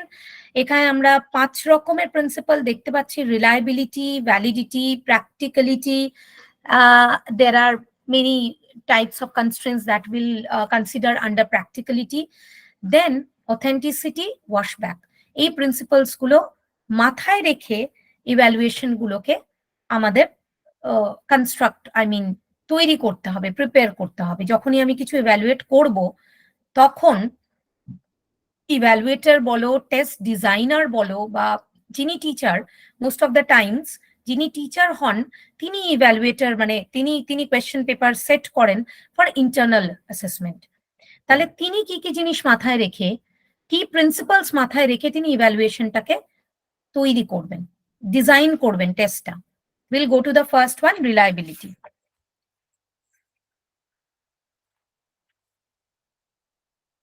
Next slide. Yes, reliability. So we'll look at this. Reliability is ওই যে আমি বলছিলাম যে কতটা is this feasible, এটা কি, আচ্ছা সরি, ফিজিবল নয়, রিলায়েবল। আমি টেস্টার উপরে কতটা মানে বিশ্বাস, আমার ভরসাটা কতটা রয়েছে, কোনো একটা এক্সাম বা কন্টিনিউয়াস এটার উপরে আমি কতটা রিলায়েবিলিটি রাখতে পারি। The principle of reliability refers to the stability of scores over time and different raters. একই খাতা, তাই জন্য একজন এক্সামিনার চেক করলেন, তারপর একজন স্ক্রুটিনিয়ার দেখলেন, অ্যান্ড ফাইনালি এইচই সেখানে আরেকবার দেখলেন। তো এটা কেন বারে বারে টেস্ট করা হচ্ছে, বা যখন রিভিউয়ার তিনি দেখছেন, ধরো একজন এক্সামিনার খাতা দেখেছিলেন, স্ক্রুটিনিয়ার তিনি আরেকবার রিচেক করেছিলেন কোনো কিছু বাদ গেছে কিনা, কোনো স্কোরে প্রবলেম, কাউন্টিং এ কোনো জায়গায় কোনো কিছু মিস আউট হয়ে গেছে কিনা। যদি কোনো স্টুডেন্ট ওটাকে রিভিউ করতে দেয়, আর রিভিউয়ারও যদি সেম তোমার মার্কসের কথাই বলে যেটা এক্সামিনার দিয়েছে, তো তাহলে কি হবে, স্কোরটা, ইভ্যালুয়েশনটা কিংবা এক্সাম, যে এক্সামটা নেওয়া হয়েছিল সেটা কিন্তু রিলায়েবল। মানে সেখানে কিন্তু কোনো রকমের স্টেবিলিটিটা আমরা দেখতে পাচ্ছি, চেঞ্জ হয়নি।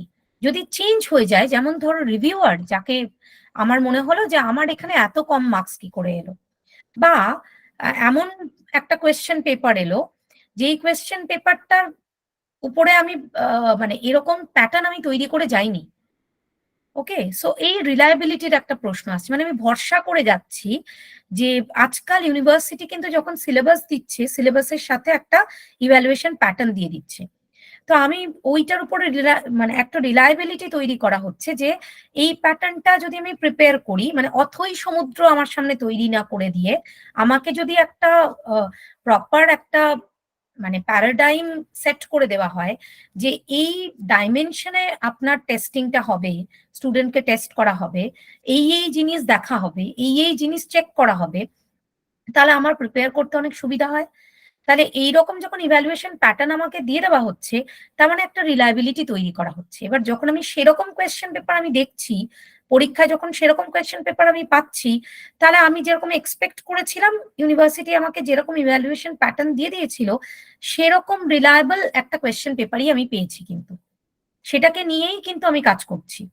ওকে, তো আমার স্কোরও সেখানে ঠিক হলো, কারণ আমার এক্সপেক্টেড ইভ্যালুয়েশন প্যাটার্ন, রিলায়েবিলিটিটা রইলো। অ্যান্ড টিচারও কিন্তু ওই ইভ্যালুয়েশন প্যাটার্ন ধরেই আমাদের পড়িয়েছেন, ফর এক্সাম্পল। তাহলে টিচারেরও কিন্তু রিলায়েবিলিটি, মানে ওই যে টেস্ট ফরম্যাট বা সিলেবাস, ধরো সিলেবাসের রিলায়েবিলিটি, সেটা নিয়েও যদি প্রশ্ন করি, সিলেবাসের বাইরে থেকে যদি সমস্ত কিছু এলো, তাহলে পরেও সেখানে একটা রিলায়েবিলিটির প্রশ্ন চলে এলো যে আমি কতটা রিলাই করতে পারি।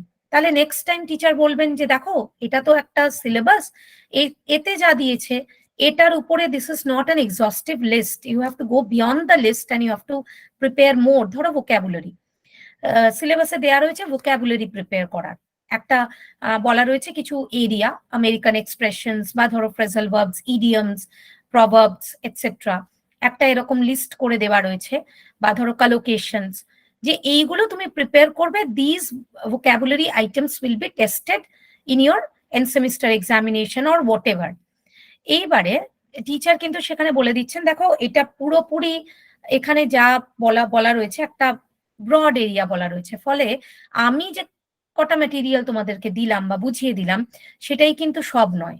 তোমরা কিন্তু ফ্রেজাল ভার্বস এর পুরোটা পড়ো, American expressions and British expressions এর ডিফারেন্স গুলো বুঝো, তোমরা কিন্তু ভালো করে ইডিয়ামস গুলো বুঝো, সমস্তগুলো কিন্তু কভার করো। বিকজ এই যে সিলেবাসে জাস্ট একটা ফ্রেজ লিখে দিয়েছে, this can include anything and everything under the sun. So reliability is an issue. এইখানে রিলায়েবিলিটিটা এবার এমন কিছু এলো out of the syllabus for which you are not prepared, এটা একেবারেই ফেয়ার হয়নি এরকম কোয়েশ্চেন দেওয়া, বা টিচার তারও মনে হয় যে এই জায়গাটা একদমই রিলায়েবিলিটি রইল না। Okay, so there are 4 types of reliability. আমরা দেখবো কি কি টাইপের রিলায়েবিলিটি রয়েছে। Student related, which can be personal problems, sickness or fatigue, মানে স্টুডেন্টের যে ফিজিক্যাল ফিটনেস হতে পারে পরীক্ষার আগে, তার মানসিক বা শারীরিক বিভিন্ন কারণে, বা তার কোনো এক্সটার্নাল অন্য কোনো সোসাইটাল রিজন হতে পারে, প্রচন্ড প্রেশারের মুখে যখন কোনো ব্যাটসম্যান সে ব্যাট করছে বা বোলার সে ব্যাট করছে, এই বল করছে, তখন তার যে পারফরমেন্স সেইটা, মানে সে যখন ফ্রিলি রিল্যাক্স ওয়েতে পারফর্ম করছে, দুটোর মধ্যে ডিফারেন্স থাকতে পারে। কেউ আন্ডার প্রেশার খুব ভালো পারফর্ম করতে পারে, অনেক ব্যাপার থাকে। তো সেইগুলোকে মাথায় রেখে আমরা একটা টেস্ট ডিজাইন করব। আর দেন রেটার রিলেটেড মিনস যিনি মার্কস দিচ্ছেন, যিনি রেটটা দিচ্ছেন ইভ্যালুয়েশনে, which includes bias and subjectivity. একজন টিচার, তার কিন্তু কিছু বায়াস থাকতে পারে। সেই বায়াসটা এক্স্যাক্টলি কি হবে, যেটা তোমার মনে হয়েছে ঠিক, বা তোমার এক্সপিরিয়েন্স থেকে তুমি যেটা অ্যাজ আ স্টুডেন্ট তুমি পারসিভ করেছো, তুমি লিখেছো, যিনি রেটার বা ইভ্যালুয়েটর বা এক্সামিনার, তার নিজস্ব বায়াসের ভিত্তিতে, তার নিজস্ব পয়েন্ট অফ ভিউর ভিত্তিতে তিনি কিন্তু অন্য রকমের একটা স্কোর করতে পারেন। ফলে you had expected 8 out of 10 and your teacher has given you 5 out of 10. So এখানে একটা রিলায়েবিলিটি, কতটা তুমি রিলাই করতে পারো এক্সামিনারের মার্কস দেওয়ার উপরে। তিনি কোন পয়েন্ট অফ ভিউ থেকে মার্কস দিচ্ছেন বা তুমি কোন পয়েন্ট অফ ভিউ থেকে লিখছো, সেটা ক্ল্যাশ করে যাচ্ছে কিনা, সেটাও সেরকম প্রশ্ন দেব কি? সেরকম প্রশ্ন দিলে যদি এমন কোনো বায়াস যদি টিচারের মধ্যে থাকে বা স্টুডেন্টের মধ্যে থাকে, স্টুডেন্ট এমন একটা বায়াস নিয়ে আনসার লিখলো যে টিচার সেখানে মার্কস দেবে কি করে? তা এমন কোয়েশ্চেন কি রাখবো? এরকম কোনো কন্ট্রোভার্সিয়াল বায়াস যেখানে চলে আসছে, সাবজেক্টিভিটি যেখানে কাজ করছে, এরকম প্রশ্ন দিলে পরে হয়তো রিলায়েবিলিটিটা একটা কনসার্ন হয়ে যাবে, একটা প্রবলেমে দাঁড়িয়ে যাবে। ফলে এরকম প্রশ্নগুলো যখন মডারেট যিনি করেন, এক্সামিনার, সরি, কোয়েশ্চেন পেপার সেটার একটা কোয়েশ্চেন দিলেন, তো মডারেট যিনি করছেন তার মনে হলো না, এই প্রশ্নটা দেয়া যায় না, কারণ এতে এই প্রবলেমগুলো হতে পারে। তাহলে কিন্তু ভীষণ একটা, কেউ হয়তো 8 পেয়ে যাবে, কেউ 5 পাবে। কারণ ওই যে প্রপোজিশন আর অপোজিশনের ব্যাপারটা হয়ে যাবে। কেউ ওই ব্যাপারটাকে সাপোর্ট করবে, এক্সামিনার যদি সেটাকে সাপোর্ট করে তাহলে সে একদম 8 out of 10 দিয়ে দিল, আর এক্সামিনার যদি সেটাকে সাপোর্ট না করে তিনি 5 out of 10 দিয়ে দিলেন। কিন্তু দুটোই তো পার্সপেক্টিভ, এখানে কোনো বায়াস কাজের ভিত্তিতে মার্কসটা কিন্তু রিলায়েবল রইল না। ফলে রিলায়েবল কোয়েশ্চেন পেপারও হতে হবে, রিলায়েবল মোড অফ টিচিংও হতে হবে, রিলায়েবল ইনস্ট্রাকশনস অ্যান্ড মেটেরিয়ালসও হতে হবে। Everything will lead to each other, একটা আরেকটার দিকে আবার রিলায়েবল অবজেক্টিভসও থাকতে হবে। আমি যদি আনরিলায়েবল অবজেক্টিভস রাখি, যে আচ্ছা 6 মাসের মধ্যে আমি যারা একদম ইংলিশ বলতে পারেন আমি তাকে শিখিয়ে দেবো, নেটিভ লাইক ফ্লুয়েন্সি এনে দেবো, এটাও একটা ভীষণ আনরিয়ালিস্টিক, আনরিলায়েবল একটা, মানে আই মিন ক্লেম হয়ে যাবে, হয়ে যেতে পারে। Okay, then test administration related, which is the conditions of test taking process. টেস্টটাকে, যে টেস্ট এক্সামটা যে হচ্ছে, যে প্রসেসটা হচ্ছে, তার যে কন্ডিশনস গুলো রয়েছে, সেই জায়গাগুলো, ঠিক আছে। ধরো আম, পরীক্ষার দিনকে, যেদিনকে টেস্ট অ্যাডমিনিস্ট্রেশন হচ্ছে, সেই দিনকে হয়তো বাইরে কিছু ভীষণ জোরে কোনো একটা, এত জোরে একটা মাইক বাজানো হচ্ছে বা ওই জাতীয় কিছু, বা সেখান দিয়ে প্রসেশন যাচ্ছে, বা অনেক এক্সটার্নাল ডিস্টারবেন্সেস থাকতে পারে ক্লাসের মধ্যে। আম, যারা আর কি ইনভিজিলেটার্স রয়েছেন, তারা হয়তো কথা বলছেন, আলোচনা করছেন, সেইটা ডিস্টারবেন্স হতে পারে। বা স্টুডেন্টরা, তারা নিজেদের মধ্যে চিটিং করছে, কথা বলছে, আরেকজন সিরিয়াস স্টুডেন্ট, তার প্রবলেম হতে পারে। বা কোয়েশ্চেন পেপারে কোনো একটা ভালো করে প্রুফ রিডিং হয়নি কোয়েশ্চেন পেপারে, ফলে সেই প্রুফ রিডিং এর কারেকশন যখন হচ্ছে, তখন কিছু স্টুডেন্ট তারা হয়তো সেই জায়গাটায় মানে অলরেডি লিখে ফেলেছে, তারপরে বলা হচ্ছে, এরকম একটা বিভিন্ন রকমের প্রবলেম হতে পারে। তো সেই জায়গাটা মিনিমাম কিভাবে করা যায়, একটা টেস্টকে ভীষণ রিলায়েবল কি করে করে তোলা যায়, that is the main chief concern. রিলায়েবিলিটির মেন লক্ষ্যই হচ্ছে ওটা, যে এই ব্যাপারগুলো মাথায় রেখে, এত কিছু মাথায় রেখে আমরা একটা টেস্ট বা একটা ইভ্যালুয়েশনকে কিন্তু তৈরি করব বা মার্কস দেব, এইগুলোকে মাথায় রেখে। করোনা পিরিয়ডে যেমন ইভ্যালুয়েশন যখন করা হচ্ছে, তখন এই অনেক কিছু জিনিস, বিকজ ওই সময় একটা সাইকোলজিক্যাল ক্রাইসিসের মধ্যে দিয়েও আমরা যাচ্ছিলাম, ডিফারেন্ট ট্রমা কাজ করছিল। তো সেই সময় কিন্তু অনেক রিল্যাক্সেশন দেওয়া হয়েছিল, টিচারদেরকেও বলা হয়েছিল অনেক লিনিয়েন্সি দেখানোর জন্য। কোয়েশ্চেন পেপারও অনেক রকমের, এরকম অনেক কিছু জিনিস ডিফার করেছিল বেসড অন দ্য সিচুয়েশন। সিচুয়েশনটা কিরকম ছিল, তার উপরে, ওই সিচুয়েশনের উপরে রিলায়েবল জিনিস আমাকে কিন্তু প্রিপেয়ার করতে হবে as a test taker or as a test designer. Test related, which is basically related to the nature of a test. টেস্টটা কিরকম টাইপের? ধরো টেস্টটাতে আমার টেস্ট করার কথা ছিল একটা জিনিস, আমি টেস্ট করলাম আরেকটা জিনিস। তো তাহলে তো টিচারও মানে স্টুডেন্টও প্রিপেয়ার নয়, ডেফিনেটলি তার পারফরমেন্স অন্য রকমের হবে। ফলে এই ব্যাপারগুলো মাথায় রাখতে হবে। This is reliability. Will go to the next one.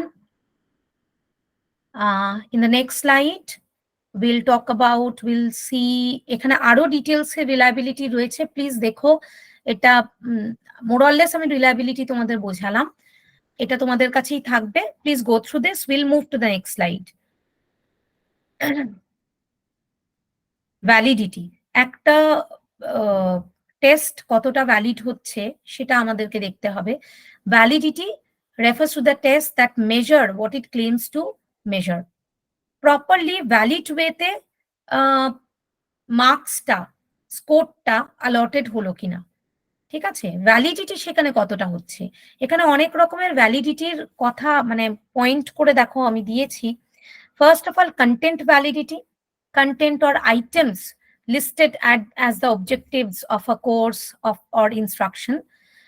তো সেখানে কন্টেন্টের ভ্যালিডিটিটা কিরকম আছে, সেই কন্টেন্ট বা সেই আইটেমস গুলো যেগুলো সিলেবাসের মধ্যে রয়েছে, বা যেই এই জিনিসগুলো শিখলে আমি এই অবজেক্টিভে পৌঁছাতে পারবো। যেমন ধরো প্রফেশনাল ইংলিশ, তো ধরো ইঞ্জিনিয়ারিং, তো টেকনিক্যাল টার্মস এরকম এরকম জায়গাতে ইঞ্জিনিয়ারদের কথা বলতে হয়। তাহলে আমার অবজেক্টিভ হচ্ছে ওদেরকে এই কথা, এই রকম সিচুয়েশনে ওরা কথা বলতে পারবে কিনা। ইন্টারভিউ ফেস করা প্রথম টার্গেট, ইন্টারভিউ ফেস করতে পারছে কিনা, ইন্টারভিউ এর মতন তার কনফিডেন্স তৈরি করা, তার ফ্লুয়েন্সি তৈরি করা ইত্যাদি। বা ধরো এরকম একটা সিচুয়েশনে সে তার বসের সাথে ডায়লগ শেয়ার করতে পারছে কিনা, বা তার যে কলিগস রয়েছে তাদের সাথে, বা কোনো প্রেজেন্টেশন সে দিতে পারছে কিনা, এইগুলো। তো কন্টেন্টের মধ্যে হয়তো ওরকম ভোক্যাবুলারি, সিচুয়েশন বেসড, আগের দিন যেটা তোমাদেরকে আগের দিন ল্যাঙ্গুয়েজ টিচিং এর মেথডস এর মধ্যে আমি ফাংশনাল যেইগুলোতে বলেছিলাম, তো ফাংশনাল কন্টেন্ট বেসড এর মধ্যে এগুলো থাকবে। কন্টেন্ট যে আইটেমস গুলো রয়েছে সেইগুলো কতটা ভ্যালিড। কন্টেন্ট যদি ভ্যালিড হয় তাহলে ডেফিনেটলি যখন ইভ্যালুয়েশন হবে তখন সেই ইভ্যালুয়েশন প্রপারলি দেখিয়ে দেবে যে এরা এই জিনিসটা শিখতে পারলো কিনা। এইটা যদি শিখতে পারে তার মানে ওরা কিন্তু অবজেক্টিভে রিচ করেছে। মানে এবারে তারা যখন ওই ইঞ্জিনিয়াররা তারা যখন ইন্টারভিউ দিতে বসবে, they will be fluent, they will be confident, they will be able to answer all the questions in English. তাদের আর যারা বেঙ্গলি মিডিয়াম থেকে এসছে যে ইঞ্জিনিয়ার, তাদের সাবজেক্ট নলেজ থাকা সত্ত্বেও তারা কেন ভালো করে ইংলিশে কমিউনিকেট করতে পারলো না, সেই জায়গাটা তাহলে অ্যাড্রেস হলো। তাহলে কন্টেন্ট ভ্যালিড হলো, ইভ্যালুয়েশন প্রপার হলো, অবজেক্টিভ রিচ করলাম আমরা। একে অপরের সাথে কিন্তু জড়িত, মানে leading to each other. Criterion validity, এবার যখন আমরা ক্রাইটেরিয়ান ভ্যালিডিটি দেখব তখন the extent to which test results can predict a learner's future performance, criteria acquired or not. Okay, এই জায়গাটা আমরা দেখবো যে এই এক একটা ক্রাইটেরিয়া, মানে প্রথমে হচ্ছে সে সিম্পল সেন্টেন্স ফর্ম করতে পারছে কিনা, ফর এক্সাম্পল। তারপর নেক্সট হচ্ছে সে অ্যাক্টিভ ভয়েস, সিম্পল সেন্টেন্স মানেই সে অ্যাক্টিভ ভয়েস তৈরি করতে পারছে কিনা, এবারে প্যাসিভ ভয়েসে আসতে পারছে কিনা। এগুলো এক একটা ক্রাইটেরিয়ান। ওকে, তো আমি এই ক্রাইটেরিয়ানটা সেট করে শেখালাম, এই ক্রাইটেরিয়ানটাও রিচ করতে পারছে কিনা, সেই অনুযায়ী আমি ইভ্যালুয়েশন করলাম, সেই অনুযায়ী আমি এমন কোয়েশ্চেন দিলাম যে ওইগুলো টেস্ট হলো। নট এমন যে আমি আমার ভয়েস আর টেন্স চেক করার কথা ছিল, আমার subject sorry word order SVO এটা টেস্ট করার কথা ছিল। এদিকে আমি সেখানে ওদেরকে আরো হার্ড লেভেলে অন্য কিছু একটা ক্রাইটেরিয়ান দিয়ে দিলাম। আমি ওদেরকে হয়তো একটা প্যারাগ্রাফ লিখতে দিয়ে দিলাম, যেখানে আমার একটা সিম্পল সেন্টেন্সের ওরা পারছে কিনা সেটা টেস্ট করার কথা ছিল, সেখানে একটা প্যারাগ্রাফ রাইটিং দিয়ে দেওয়া হলো। How is it possible? তো ক্রাইটেরিয়ান মানে এক একটা ক্রাইটেরিয়ান আমি মিট করব, সেটার মতো ইভ্যালুয়েশন করব, আর তাহলে আমি ওই অবজেক্টিভটা, মানে now they are able to use passive voice in their daily life situations. তাহলে এই ক্রাইটেরিয়ান ভ্যালিডিটিটাও কিন্তু আমাকে রাখতে হবে ইভ্যালুয়েশনের সময়, অ্যাসেসমেন্টের সময়। Next is construct validity. A construct is an ability কোন একটা অ্যাবিলিটিকে তুমি তৈরি করছো অ্যাজ আ টিচার, তোমার স্টুডেন্টের মধ্যে কোনো একটা অ্যাবিলিটি যেটা তুমি ফর্ম করছো। তো information elicited on a specific area of language via proper test items.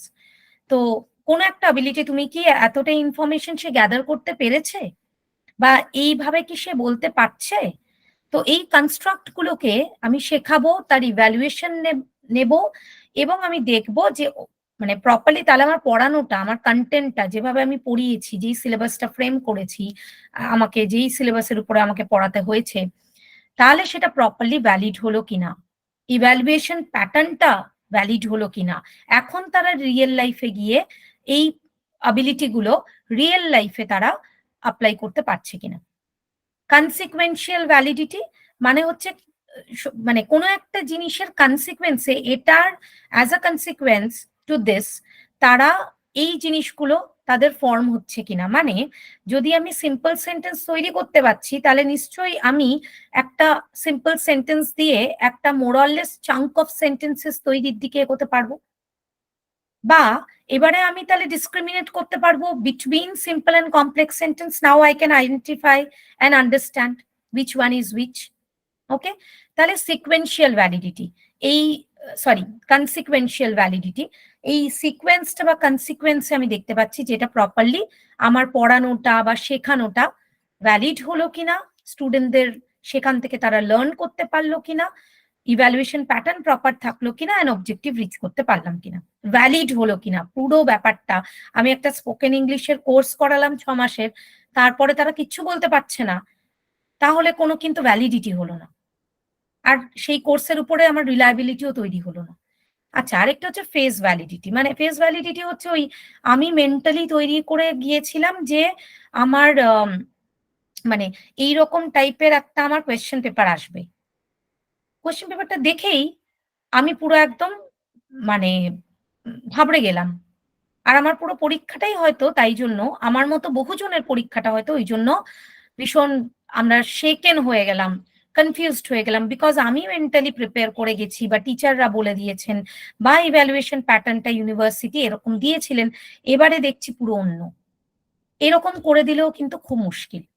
একটা এক্সামের একটা প্রিপেয়ার্ডনেস থাকে, আমি যদি সেখানে একদম তাদেরকে মানে যেমন ধরো মাস্টার্স লেভেলের স্টুডেন্টদের জন্য আমি যদি রিসার্চ ওরিয়েন্টেড কোয়েশ্চেন করে ফেলি, আর আমি যদি এটা মানে বিশ্বাস করি একজন ইউনিভার্সিটি টিচার তিনি যদি এটা ভাবেন যে আমার যে স্টুডেন্ট তারা আমার মতন করে ভাবতে পারবে না কেন, মানে তাদের research oriented point of view তৈরি হবে না কেন, এটা ভীষণ অ্যাবসার্ড, এর ভ্যালিডিটি হয় না। একজন ব্যাচেলরের স্টুডেন্ট, তার লেভেলটা যদি একজন টিচার তিনি পিএইচডি করেছেন, তিনি যদি ভাবেন যে ওদেরকে আমি পিএইচডি লেভেলের কোয়েশ্চেন দিয়ে টেস্ট করব, তাহলে সেই পরীক্ষার কোনো রকম ভ্যালিডিটি কিন্তু হয় না। তো ফেস ভ্যালিডিটিতে মানে কোয়েশ্চেন পেপারটা দেখেই কিন্তু আমরা ঘাবড়ে গেলাম, টিচার তিনিও বললেন এটা কি প্রশ্ন হয়েছে, কোথার থেকে এরকম একটা প্রশ্ন বানানো হয়েছে, কে তৈরি করেছেন, এরকম একটা প্রশ্ন উঠে গেল। ফলে এই ভ্যালিডিটির জায়গাটাও কিন্তু ভীষণ গুরুত্বপূর্ণ। Next, we'll move to the next criteria, next principle. আমরা reliability দেখলাম, validity দেখলাম। Now we'll go to the next principle, practicality.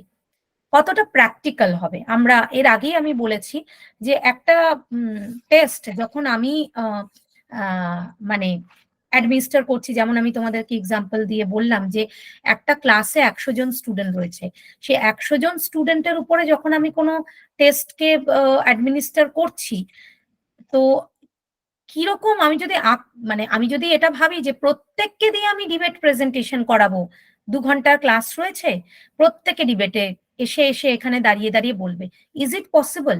একটা 2 ঘন্টার ক্লাসে 100 জন স্টুডেন্ট, 7জনের গ্রুপ করে দিয়েছি আমি, ঠিক আছে, 7জন 7জন করে ডিবেটে কথা বলবে। Is it possible that in 2 hours class, every student will get a chance to present the debate in front of the entire class? এটা একটা আকাশ কুসুম কল্পনা, এরকম অনেক কিছুই প্র্যাকটিক্যাল হয় না। একটা 100 জন স্টুডেন্টের ক্লাসে বা একটা 50 জন স্টুডেন্টের ক্লাসে আমি যদি ভাবি যে আমি ইন্ডিভিজুয়াল অ্যাটেনশন দেব, ইজ ইট প্র্যাকটিক্যাল? তাই জন্য বাড়িতে অনেক সময় হোম টিউটাররা আসেন, বাবা মারা ভাবেন যে একজন হোম টিউটার হয়তো স্পেসিফিক আমার ছেলে মেয়েকে অ্যাটেনশন দিতে পারবে, বা আমি আমি কোনো একটা স্পেসিফিক কিছুতে 1:1 রেশিওতে কারুর কাছে পড়বো, সেই প্র্যাকটিক্যালিটিটা কিন্তু থাকে না যদি আমি ভাবি যে ইন্ডিভিজুয়াল অ্যাটেনশন দেবো। ইভেন উইক স্টুডেন্টের জন্যও কিন্তু এটা ভীষণ প্র্যাকটিক্যাল নয়। মানে আমি উইক স্টুডেন্টকে ইন্ডিভিজুয়াল অ্যাটেনশন, একটি ক্লাসে আমি ধরে নিলাম যে 50 স্টুডেন্টস বা ধরো 30 স্টুডেন্টস আছে, আমার উইক স্টুডেন্টস আছে 15 জন, আমি একজন টিচার, 1:15, আমি কতটা প্র্যাকটিক্যাল ওয়েতে সেই স্টুডেন্টদেরকে আমি পড়াতে পারবো। বা আমি যদি ভাবি প্রত্যেক ক্লাসে আমি প্রচুর ওয়ার্কশিট নিয়ে আসবো, প্রচুর ইন্টারেস্টিং ওয়ার্কশিট করাবো, তাহলে প্রথম কথা হচ্ছে গিয়ে আমার ইনস্টিটিউশন অতটা কস্ট বেয়ার করতে পারবে কিনা, গভর্নমেন্টের অত ফান্ড আছে কিনা, আমাকে প্রোভাইড করছে কিনা, সেরকম প্রিন্ট আউট আছে কিনা, আমি কি কালার প্রিন্ট আউট নিতে পারবো কিনা, প্রিন্ট আউট কাজ করছে, প্রিন্টার কাজ করে কিনা, ইনফ্রাস্ট্রাকচারে কি আছে, আমি ক্লাসরুমে এসে আহ যাদেরকে দিয়ে কাজ করাচ্ছি তারা কতটা ওটাতে ইন্টারেস্ট পাচ্ছে, আমি ভাবছি খুব ইন্টারেস্টিং, তাদের কাছে কতটা প্র্যাকটিক্যালি ওটা ইন্টারেস্টিং হলো। আর এই সমস্ত গিয়ে করতে গিয়ে আমি কি আদৌ টাইমে সিলেবাসটা শেষ করতে পারবো? তো এই প্র্যাকটিক্যালিটিটাও কিন্তু পড়ানোর সময়, টিচিং এর টাইমে, and at the same time ইভ্যালুয়েশনের টাইমেও কিন্তু মাথায় রাখতে হবে। মানে আমি যদি এমন একটা কোয়েশ্চেন পেপার তৈরি করি যে সেই কোয়েশ্চেন পেপারে আমি এত কোয়েশ্চেন্স দিয়েছি যেটা প্র্যাকটিক্যালি 3 ঘন্টার মধ্যে শেষ করা সম্ভব নয়, বা এমন অল্প কোয়েশ্চেন দিয়েছি, নাম্বার অফ কোয়েশ্চেন্স অল্প, কিন্তু এমন প্রশ্ন দিয়েছি যে সেটার আনসার লেখা দুর্বিষহ, সেটাও প্র্যাকটিক্যাল হলো না। বা এমন হার্ড ডিফিকাল্ট দিয়েছি, পুরো কোয়েশ্চেন পেপারটাই ডিফিকাল্ট কোয়েশ্চেনে ভর্তি, তাহলে কি করে সেটা ভ্যালিড হলো বা প্র্যাকটিক্যাল হলো? আমাকে একটা amalgamation of mixed question paper যেটাকে বলা হয় আর কি, amalgamation of different levels of questions আমাকে দিতে হবে, তবেই সেটা প্র্যাকটিক্যাল হবে। মানে আমার উইক স্টুডেন্টসদের জন্য আমার কিছু কোয়েশ্চেন্স থাকবে যেটা সবাই আনসার করতে পারবে, কিছু অ্যাভারেজ স্টুডেন্টসদের জন্য থাকবে, আর কিছু কিন্তু খুব ভালো স্টুডেন্টদের জন্য থাকবে। ফলে যারা 90 বা 80 পাচ্ছে, তারা পাচ্ছে বিকজ তারা ওইগুলো পেরেছে। ওগুলো কিন্তু অ্যাভারেজ বা যারা আরো একটু বিলো অ্যাভারেজে রয়েছে, তারা কিন্তু ওইটা পারবে না।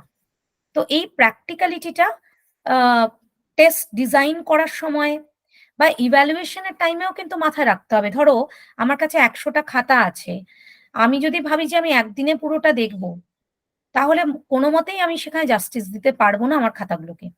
তো প্র্যাকটিক্যালিটির একটা প্রশ্ন এখানে চলে আসছে অ্যাট এভরি স্টেপ।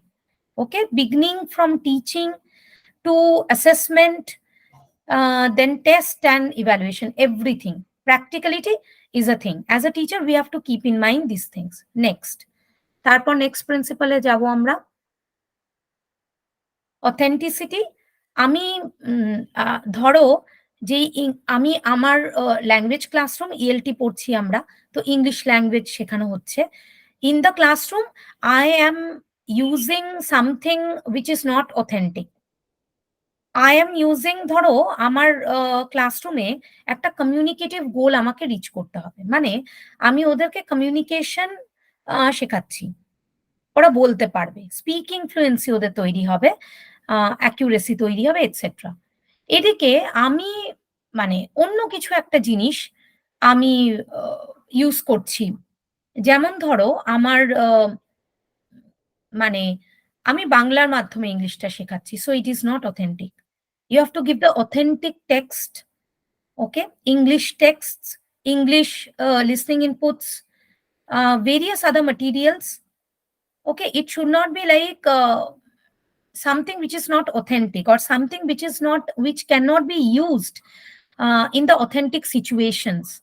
আমি এমন একটা কিছু শেখালাম যেটা লাস্ট, মানে আমি যখন পাশ করে বেরোলাম, বাইরে গিয়ে অথেন্টিক লাইফ সিচুয়েশনে আমার কোনো কাজে লাগছে না। আমি এমন কিছু জিনিস শিখে এসেছি যেটা আমার অথেন্টিক লাইফ, রিয়েল লাইফ সিচুয়েশনে কোনো কাজে লাগছে না। তাহলে that assessment, that teaching material, that syllabus is of no use. The evaluation is of no use because it does not include the demands of the real life and the real world outside, the demands of the um, professional world, academic world. So authenticity থাকতে হবে। Okay, then We'll go to the next one. I think this is the, yes, I think this is the last one of the principles, washback. Washback, it can be positive, it can be negative. Positive washback refers to the desired effects of a test.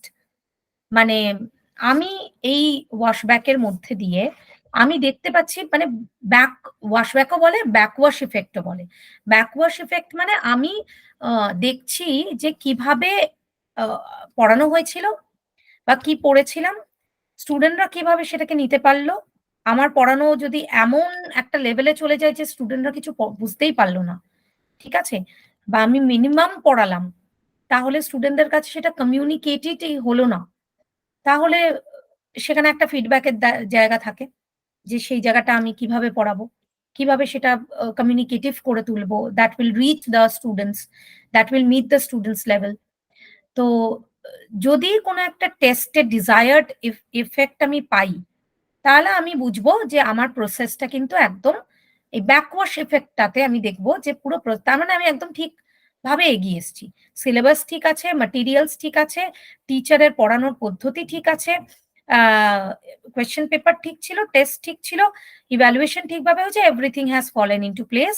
So I can continue with the same syllabus, with the same materials, same teacher etcetera for the next ইয়ার।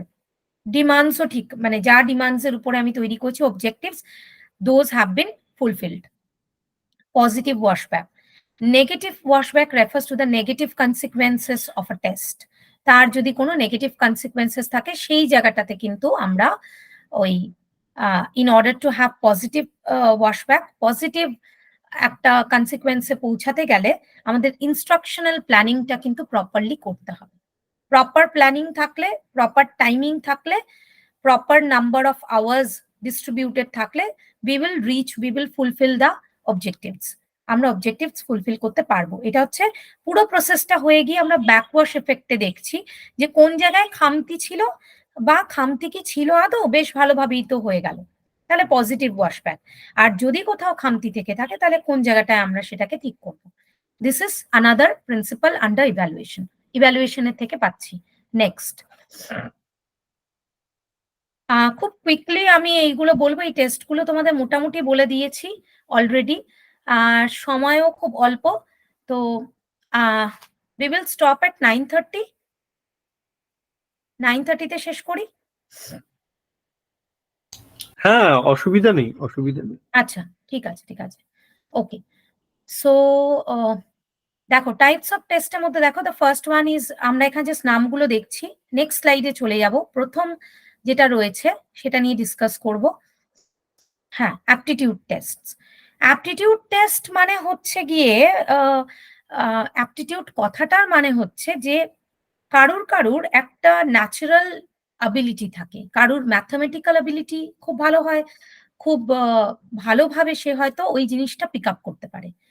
আমরা এখানে যেহেতু language aptitude নিয়ে কথা বলছি, so there are certain students দেখবে তাদের grammatical sensitivity খুব ভালো হয়, they will understand grammar in such a smooth manner that the teacher does not have to put a lot of I mean efforts into that in order to make the student understand যে এটা মানে এটা সে দেখেই বুঝে যাচ্ছে যে গ্রামারটা আচ্ছা এইভাবে, এই স্ট্রাকচারটা এইভাবে হচ্ছে।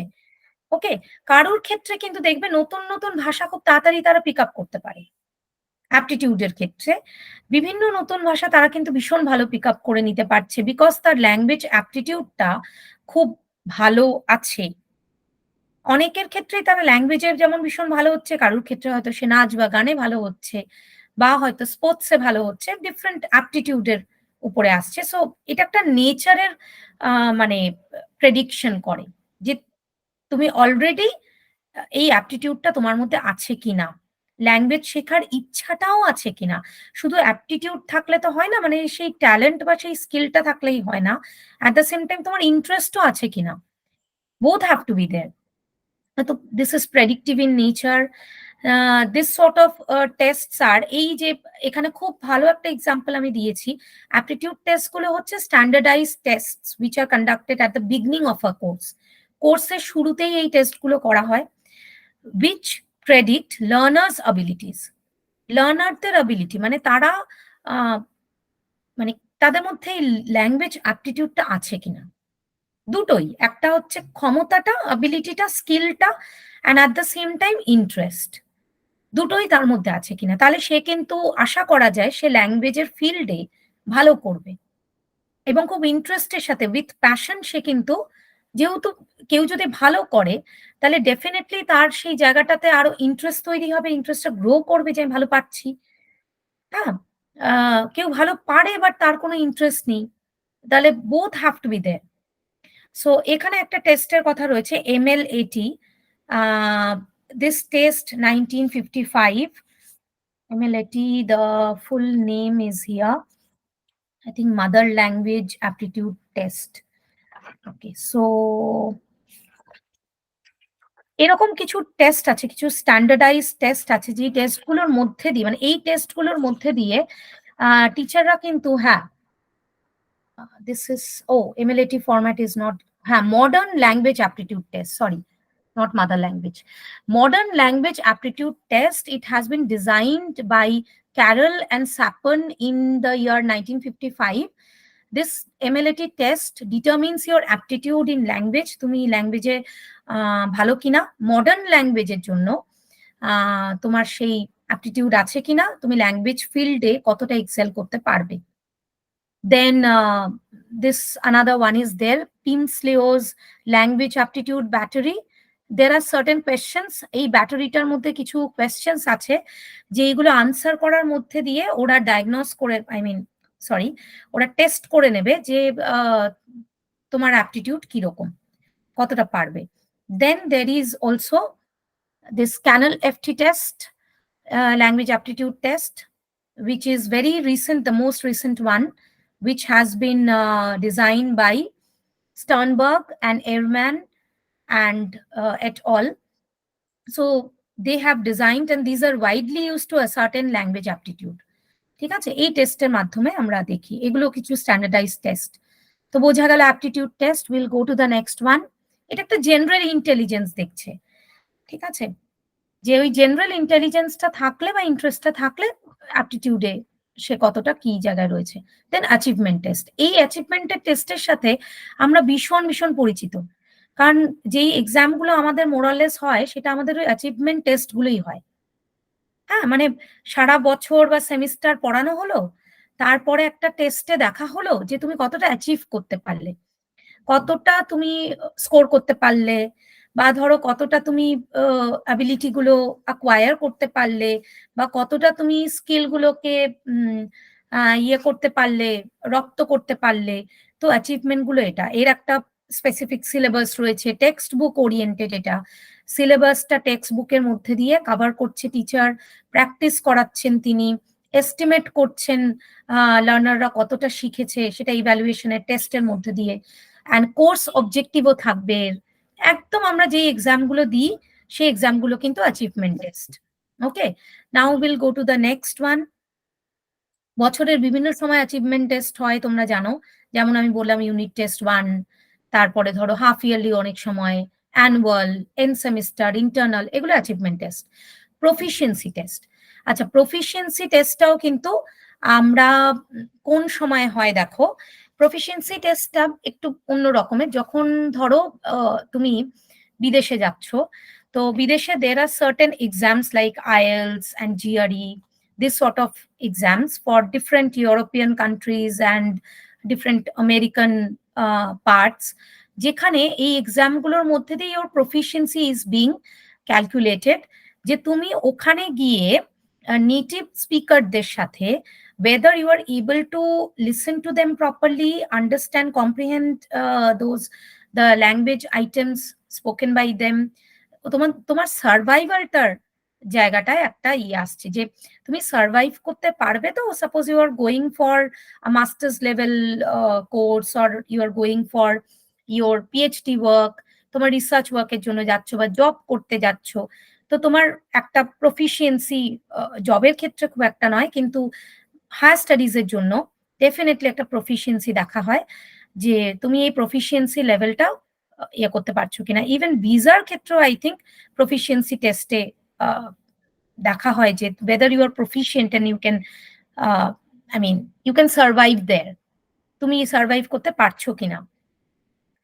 বিভিন্ন সিভিল সার্ভিসেস এর এক্সামস, এখানে কিন্তু দেখো এই যে প্রফিসিয়েন্সি টেস্টটা হচ্ছে, এটা এমন একটা স্টেজে হচ্ছে যে এতদিন তুমি শিখে এসছো জিনিসটা, এখন এই টেস্টটা যখন হচ্ছে, এই যে সিভিল সার্ভিস এক্সাম, ঠিক আছে, বা ব্যাংকিং এক্সাম, এই যে কম্পিটিটিভ এক্সাম গুলো, বা আইএলস, টোয়েফেল, এই যেগুলোর কথা আমি বললাম, ডিফারেন্ট ইউরোপিয়ান এক্সামস গুলো, বা ধরো জিআরই আমেরিকান এক্সামস গুলো পড়তে যাচ্ছ, বা এই ব্যাংকিং এর একটা এক্সাম ক্র্যাক করতে গিয়ে তোমাকে যেইটা দিল, তার কোনো সেরকম ভাবে সেই অর্থে কোনো সিলেবাস নেই। একটা ওভারঅল এতদিন তুমি যা নলেজ অ্যাকোয়ার করেছো, on the basis of that these exams are preparing, having their questions from that only. They are assuming that you have this level. If you do not meet this level, then you are not appropriate, you are not the right candidate for them. তুমি তাহলে right candidate হলে না। Okay, so তোমার overall প্রফিসিয়েন্সিটা এখানে test করা হচ্ছে। এই ধরনের পরীক্ষাগুলোর মধ্যে তোমার একটা হোলিস্টিক কনস্ট্রাক্টকে, তোমার অ্যাবিলিটিকে দেখা হচ্ছে যে তুমি ওভারঅল তুমি কতটা প্রফিসিয়েন্ট। ঠিক আছে, এটা কোনো text book oriented, syllabus oriented, বা কোনো অ্যাচিভমেন্ট টেস্ট যে বছরের শেষে একটা পরীক্ষা হবে সেখানে অ্যাসেস করা হবে, মোটেও তাই নয়। বরং এতদিন ধরে তুমি যা শিখে এসছো তার বেসিসে, ধরো আফটার গ্রাজুয়েশন তোমরা নিশ্চয়ই কোনো কম্পিটিটিভ এক্সামের জন্য প্রিপেয়ার করছো, তো সেখানে যখন যাবে তখন যেই ইংলিশের যে পেপারগুলো হবে ল্যাঙ্গুয়েজ ওরিয়েন্টেড, সেগুলোতে কিন্তু প্রফিসিয়েন্সি টেস্টই হয়, প্রফিসিয়েন্সিটা টেস্ট করা হয়। Now will go to the next one, next slide. আরেকটা যেটা টেস্ট রয়েছে সেটা দেখবো, প্লেসমেন্ট টেস্ট। প্লেসমেন্ট টেস্ট কিন্তু একদম কোর্সের শুরুতে হয়, জেনারেলি যেটা আমরা করি না ইন্ডিয়ান সেট আপে। ল্যাঙ্গুয়েজ ক্লাসরুমে স্পেসিফিক্যালি যখন আমরা ল্যাঙ্গুয়েজের কোনো কোর্স করছি, specifically language course, not literature, আমি এখানে লিটারেচারকে আনবো না, লিটারেচারের ক্ষেত্রেও একটা এন্ট্রান্স টেস্ট দিয়ে অনেক জায়গাতে তোমাকে যেতে হয় যে তোমার একটা মানে একটা বেসিক একটা কমান্ড রয়েছে কিনা, বেসিক আন্ডারস্ট্যান্ডিং রয়েছে কিনা। সেই বেসিক আন্ডারস্ট্যান্ডিং না হলে তুমি প্লেসমেন্টটা পাবে কি করে, মানে ক্লাসে তুমি তো পিক আপ করতে পারবে না, টিচার তো একটা লেভেল থেকে শুরু করবেন, সো হ্যাভ টু, তুমি তুমি যদি এমন লেভেলে থাকো, the teacher is not able to teach you grammar in literature class, ওটা স্কুলেই করে আসার কথা ছিল। বা এই প্লেসমেন্ট টেস্টগুলো বেসিকলি দেখবে যে তুমি কোন লেভেলে রয়েছো, তুমি কি বিগিনার্স লেভেলে রয়েছো, বেসিক লেভেলে রয়েছো, নাকি তুমি ইন্টারমিডিয়েট লেভেলে রয়েছো, নাকি তুমি অ্যাডভান্স লেভেলে রয়েছো, কোন লেভেলে তুমি রয়েছো। প্লেসমেন্ট টেস্টের মধ্যে দিয়ে আমরা বুঝতে পারবো যে স্টুডেন্ট এই জায়গায় রয়েছে, তাহলে ওকে এবারে আমার ক্লাসে 3 রকমের স্টুডেন্ট রয়েছে, কিছুজন এলিমেন্টারি লেভেলে রয়েছে, আমি তাদের একটা টেস্টের মধ্যে দিয়ে বুঝতে পেরেছি একদম at the beginning of the course I have designed a test, I have administered the test on them, they have taken the test, and now they have, I mean, I have taken, I mean, whatever answers they have given, on the basis of that, on the basis of evaluation, I can understand that this group, এই যে ছেলে মেয়েগুলি, ওরা কিন্তু beginners লেভেলে রয়েছে, ওদের উপরে একটু এক্সট্রা কাজ লাগবে। আর এই ছেলে মেয়েগুলি তারা কিন্তু ইন্টারমিডিয়েট লেভেলে রয়েছে, এরা বেশ সেলফ সাফিসিয়েন্ট, এরা অ্যাডভান্স লেভেলে রয়েছে, এদের উপরে আমাকে, বা এরা বেশ সেলফ মোটিভেটেড, বা ওই যে বললাম সেলফ সাফিসিয়েন্ট, বা সেলফ একটা তাদের একটা ইন্ডিপেন্ডেন্ট, সেলফ ডিপেন্ডেন্ট ওরিয়েন্টেশন রয়েছে, ফলে এদের উপরে আমাকে এরকম ভাবে কাজ করতে হবে। So for every group of student, যাদের আমি প্লেসমেন্ট টেস্টের মাধ্যমে আমি বুঝে গেছি যে এদেরকে আমাকে প্রথম থেকে, যদি দেখো অনেকদিন পড়ানোর পরে যদি আমি এবার আস্তে আস্তে আমার অভিজ্ঞতার মধ্যে দিয়ে বুঝতে পারি যে এই লেভেলের ওই লেভেলের, তাহলে কোনো লাভ নেই, already the time has gone. Time is gone means you cannot go back, you cannot get back the time. So placement test is very important to identify which student is at what level. আর যদি মনে হয় এই student পারবে না, কিছুতেই সম্ভব নয়, তাহলে তখনই সেখানে একটা ব্যবস্থা নেবা, তাকে কোনো রেমিডিয়াল কোনো ক্লাস বা সেখান থেকে তাকে সাজেস্ট করা। অনেক সময় এটা হতো, অনেক স্টুডেন্টকে অনার্স থেকে জেনারেল কোর্সে চলে যাওয়ার জন্য বলা হতো, সাজেস্ট করা হতো, বোঝানো হতো যে দেখো it will be too difficult for you, বা কোনো একটি স্টুডেন্ট সে হয়তো জেনারেলে গেছে, তাকে বোঝানো হলো যে তোমার তো অনার্সের লেভেল, তুমি কেন জেনারেলে গেছো বা তুমি কেন এই সাবজেক্টটাতে গেছো, you are able to do this thing in this this subject. তো এগুলো কিন্তু প্লেসমেন্ট টেস্টের মধ্যে দিয়ে বেটার বোঝা যায়। ওকে, যে আমি তাকে কোথায় প্লেস করব। নেক্সট নেক্সট আমাদের লাস্ট যে test under this one is diagnostic test. Diagnostic test is যেখানে আমি ডায়াগনস করতে পারছি weak areas and strong areas. ঠিক আছে, ধরো কোনো স্টুডেন্টের ওভারঅল রাইটিং স্কিল খুব ভালো, লিখতে পারে, ঠিক আছে, বাট ওর স্পিকিং স্কিল ভালো নয়। লিখতে খুব ভালো পারে because of several other factors, আমি ফ্যাক্টরস গুলোতে যাব না, কিন্তু বলতে পারে না। লিসনিং কিন্তু ভালো, speaking skill is a bit difficult, weak area. Then again ধরো কোনো একটা স্টুডেন্টের তার vocabulary is excellent, speaking is good, but there is no sense of grammar. বলতে সে ভীষণ ভালো পারছে কিন্তু গ্রামাটিক্যাল এরার্স প্রচুর রয়েছে, বা ধরো গ্রামাটিক্যাল এরার্স অত নেই, সে হয়তো তোমার যেটাকে বলে ইমপ্লিসিট নলেজে সে বলছে, without the student may not have the explicit knowledge of grammar or the rule based grammar, কিন্তু তার হয়তো ফ্লুয়েন্সির কোনো প্রবলেম হচ্ছে না, কিন্তু গ্রামারের কনস্ট্রাক্টে একটা প্রবলেম আছে, লিঙ্গুইস্টিক আসপেক্টে একটা প্রবলেম আছে। এখন কোনো একটা পেপারে হয়তো লিঙ্গুইস্টিক ওই পার্টিকুলার নলেজটাই দরকার, তো আমি তাহলে ডায়াগনস করে নিচ্ছি। যেমন ধরো আমরা ডাক্তারের কাছে গেলে পরে কিছু টেস্ট আমাদেরকে দেওয়া হয়, উনি প্রেসক্রাইব করেন যে আপনি এই টেস্টগুলো করে নিয়ে আসুন, তাহলে আমি বুঝতে পারবো আমি কি ওষুধ দেবো, which medicine will be administered for to get cure হবার জন্য, তাহলে আমি কি করব।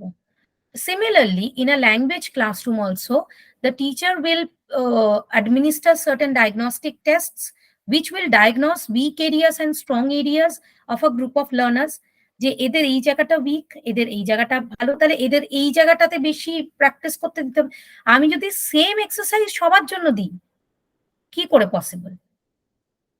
সেম জিনিসের দরকার তো সবার নেই, ঠিক আছে। তো ফলে ইট ইজ বেটার যে আমি সেটাকে ডায়াগনোস করে নিই, আর যার যে ওষুধ লাগবে তাকে, বা যার যে প্র্যাকটিসটা লাগবে তাকে সেই প্র্যাকটিসটা করতে দিই, তাহলে তার সেই উইক এরিয়াটা কিন্তু ডেভেলপ করবে বা স্ট্রং এরিয়াটা আরো স্ট্রেংথেন হবে। ঠিক আছে, লার্নিং প্রসেসে কোনো ফ্ল রয়েছে কিনা সেটাও ডায়াগনোস করতে হবে, যে তারা যেভাবে শিখছে এতে কি কোনো প্রবলেম হচ্ছে, তাহলে আমাকে কি কোনো টেকনিক চেঞ্জ করতে হবে, বা সে যেভাবে শিখতে চাইছে তার মেন্টাল কনস্ট্রাক্টটা, হ্যাঁ, সেটাতে কি কোনো প্রবলেম আছে, তাহলে কি আমার তার সাথে ওয়ান টু ওয়ান ইন্টারাকশন করে বুঝিয়ে দেওয়া দরকার যে তুমি যেই প্রসেসে শিখতে চাইছো বা যেভাবে তুমি ক্লাসে মিশছো, এতে এতে কিন্তু তুমি পিছিয়ে পড়ছো। তাহলে এই জায়গাগুলোকে ডায়াগনস করা, via diagnostic test we can understand যে কোন জায়গাটায় ফ্ল আছে, কোন জায়গাটা which is not yet learned, which is weak, something which will have a lot of requires a lot of learning and practice and all those things, and you have to bring about changes in syllabus or teaching process or assessment procedures, or you may have to interact with the learner in that case and guide the learner. Okay, তো আমরা সবকটা test এখানে দেখলাম। We'll go to the next slide. Next স্লাইডে আমরা একটা অন্য রকমের টেস্ট দেখবো। We'll look at this formative and summative. Formative test assessment হচ্ছে, যখন আমরা ক্লাসে পড়াতে পড়াতে যাচ্ছি, ফর্মেটিভ মানে কি, ফরমেশন তৈরি করতে করতে যাচ্ছি, যেটা আমি তোমাদেরকে বলেছি অলরেডি। এবার খুব ঝট করেই তোমরা এটা বুঝতে পারবে, বিকজ এটা অলরেডি আমি ডিসকাস করেছি। ফর্মেটিভ অ্যাসেসমেন্টে কিন্তু যখন ধরো পুরো সেমিস্টার ধরে, এটা হচ্ছে আমার ফর্মেটিভ পিরিয়ড, মানে আমি ওই পেপারটাতে বা ওই কোর্সটাতে আমি নিজের মানে নিজেকে ফর্ম করছি, টিচার আমাকে গাইড করছেন, ফরমেশনটা হচ্ছে আমার, তৈরি হচ্ছি আমি। ঠিক আছে, তো এই যখন তৈরি হচ্ছি, আমি ক্লাসে লেকচার শুনছি, আমি হোমওয়ার্ক করছি, আমি কাজ করছি, বিভিন্ন অ্যাসাইনমেন্ট আমাকে দেয়া হলো, টিচার গাইড করছেন, তো এইগুলো বিভিন্ন কিছুর মাধ্যমে, বিভিন্ন ফর্মেটিভ অ্যাসেসমেন্টের মধ্যে আমি বলি, এটার মধ্যে পড়বে ওয়েট ইয়েস,